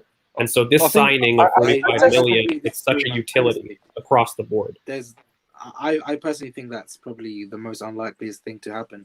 Personally, because the money that we're offering Ben White is probably the similar kind of money that we would offer to someone like Hakimi, who we've had as our number one target for a while. Again, so I personally completely disagree with that. Again, we've looked at some articles from The Athletic, and they found out for us that Ben White is probably the most direct replacement for David Luiz.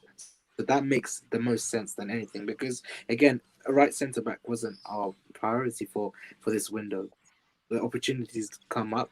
We've probably been contacted by Ben White's agent that my player's available, and I think that's a lot of that's been the trend this window, where a lot of agents know about our budget, and they know that there's a chance that they could join Arsenal. So there's so many contacts there and there, etc. So do you think, Z, that my Baku dream is kind of useless right now then? Because I mean, again, I want both. No.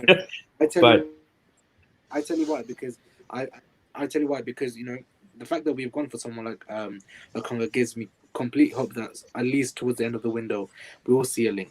It just gives me faith, because I feel like we're moving away from this whole agent side. We're looking more towards data. We're looking more towards profiles, and we're looking more towards we're looking.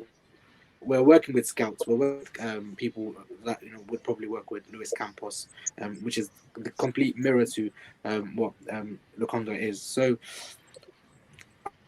I wouldn't be surprised, George, if we get linked with Baku. You'll be the first person in that group chat being happy, but it won't be a surprise to me and probably a lot of other people that I've discussed this with. So yeah. It's the one Zeke, can I time I say can drop my GIF, right, and be and be happy about it because he's my let's pick. let's Go just on, move Noel. on to Why some, has- some of these questions. Let's just move on to All some right, of these yeah, Why yeah, has go on. Onana got rejected? Yeah, so we obviously found out the situation with Onana. I think about 5 days ago. I think there's been some sorts of fee kind of being discussed.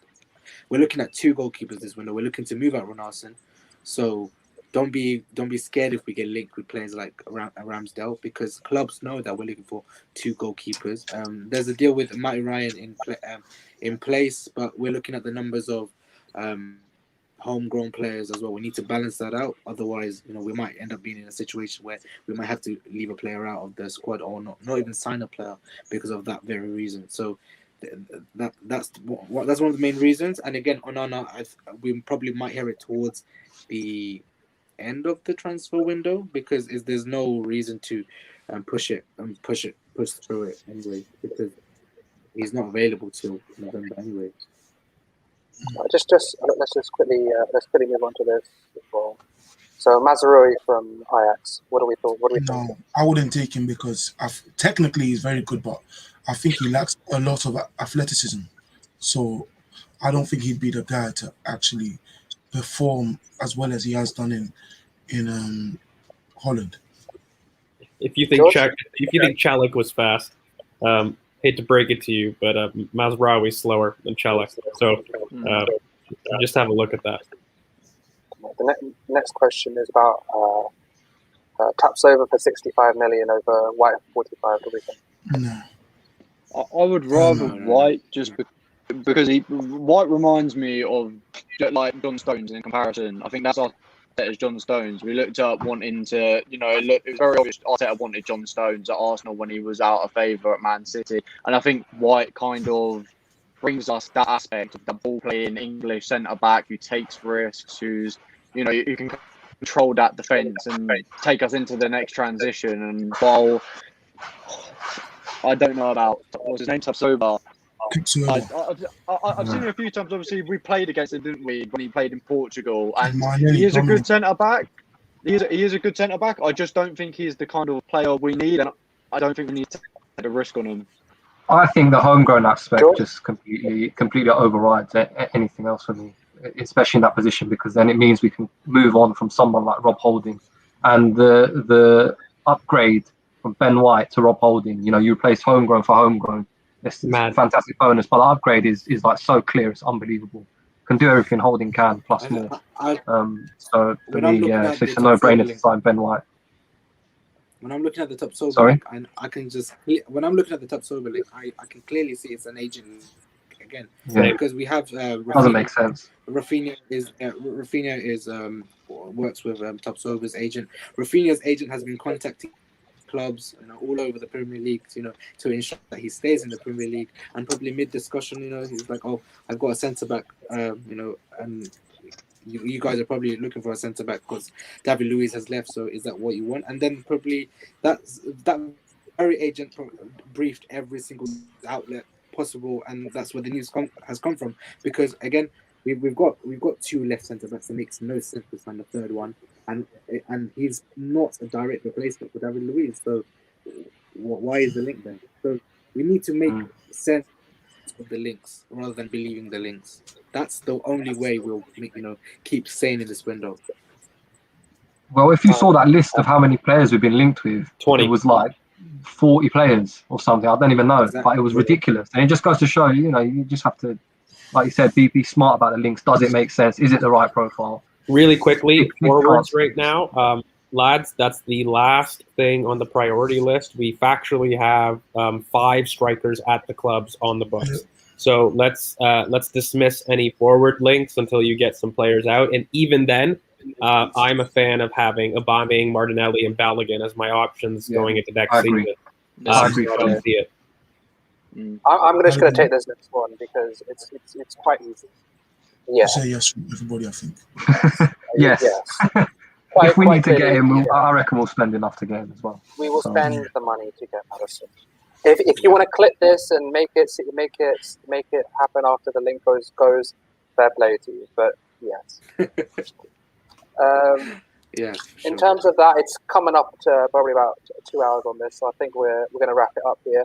I just want to say thank you to everyone. I'm just going to let everyone run through. So just run from CK down to Z. You can all go and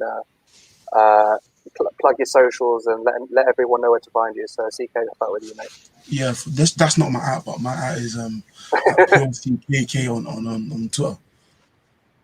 Yeah, thanks, lads. This has been awesome. You can find me at GeorgeV_AFC. Please, lads, make sure that you like, comment, and subscribe on the video here. It lets us keep doing these videos. And if you want us to continue and you want more of this, just let us know. So make sure that you like the video. And yeah, you can find me at Ball Over Passion. We'll have a podcast on Monday for Spotify and the YouTube version on Wednesday as well. yeah, and you can find me on my app down there. Nicely done. Man. Yeah, it's just been great being on, and hopefully I can make it more of a regular occurrence. Yeah, I've my Saliba season on Twitter, but I'm gonna have to change that because George is stolen my thunder by also having that. So I don't want to be Saliba season, so that'll probably be changing soon. But it's been a pleasure to be on with you lads. Thank you for having me. Guys, I honestly, I know I'm the old man of the group, but I don't even know what my bloody at is. Do you know what I mean? So, anyway, look, you guys. I put in the description. Yeah. Sorry, but what I'm trying to say is that look, me, Willow, and a few of these guys, we're usually on Spaces in the evening. So if you guys ever want to come and have a chat, we tend to carry on a lot of these conversations on there. We tend to try to stay topical. Some of us try to kick ourselves off for talking too much, myself usually. So yeah, come and find us on Twitter. It's usually good to sort of hang out with the Arsenal family. It's nice sometimes to come and just get it off your chest if that's what you want to do.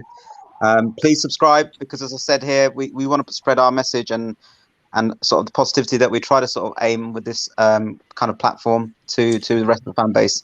We can only do it really through you guys coming in and sort of interacting with us. Yeah, so thank you very much for listening to us. And listen, Willow, it's been great to have him, hasn't it, guys? I mean, we've transitioned Willow from Twitter to Spaces to YouTube now. So, and what a man, top knot as well. I've seen Karen's face. Karen's been looking at that top knot, thinking, "Damn, I should have got that top knot." Right? Because I remember Karen saying that he was going to get a top knot at one point. All right, okay, cool. That's me out, guys. And finally, Mr. Z himself, if he's around. If he's not there, it's Priv Arsenal. And he's not. He's Priv Arsenal Z on Twitter. And he's just disappeared as he usually does. And our fantasy link is in the description down below. Oh, he's back. We always have a pod on Mondays, as George said, on Spotify, and the visuals come out on Wednesdays. We're gonna be on TikTok soon. Yeah. Like maybe today, I think. Maybe today, but if not tomorrow. All right, and I just want to say this has been amazing. It's been one of our best lives, I feel, if not the best one. And thank you guys for tuning in. My name's Karen. The Twitter's is in the description here at CC_BOP2. And it's been great. Thank you guys for tuning in, and don't forget to like, comment, and subscribe. And we'll see you soon. All right.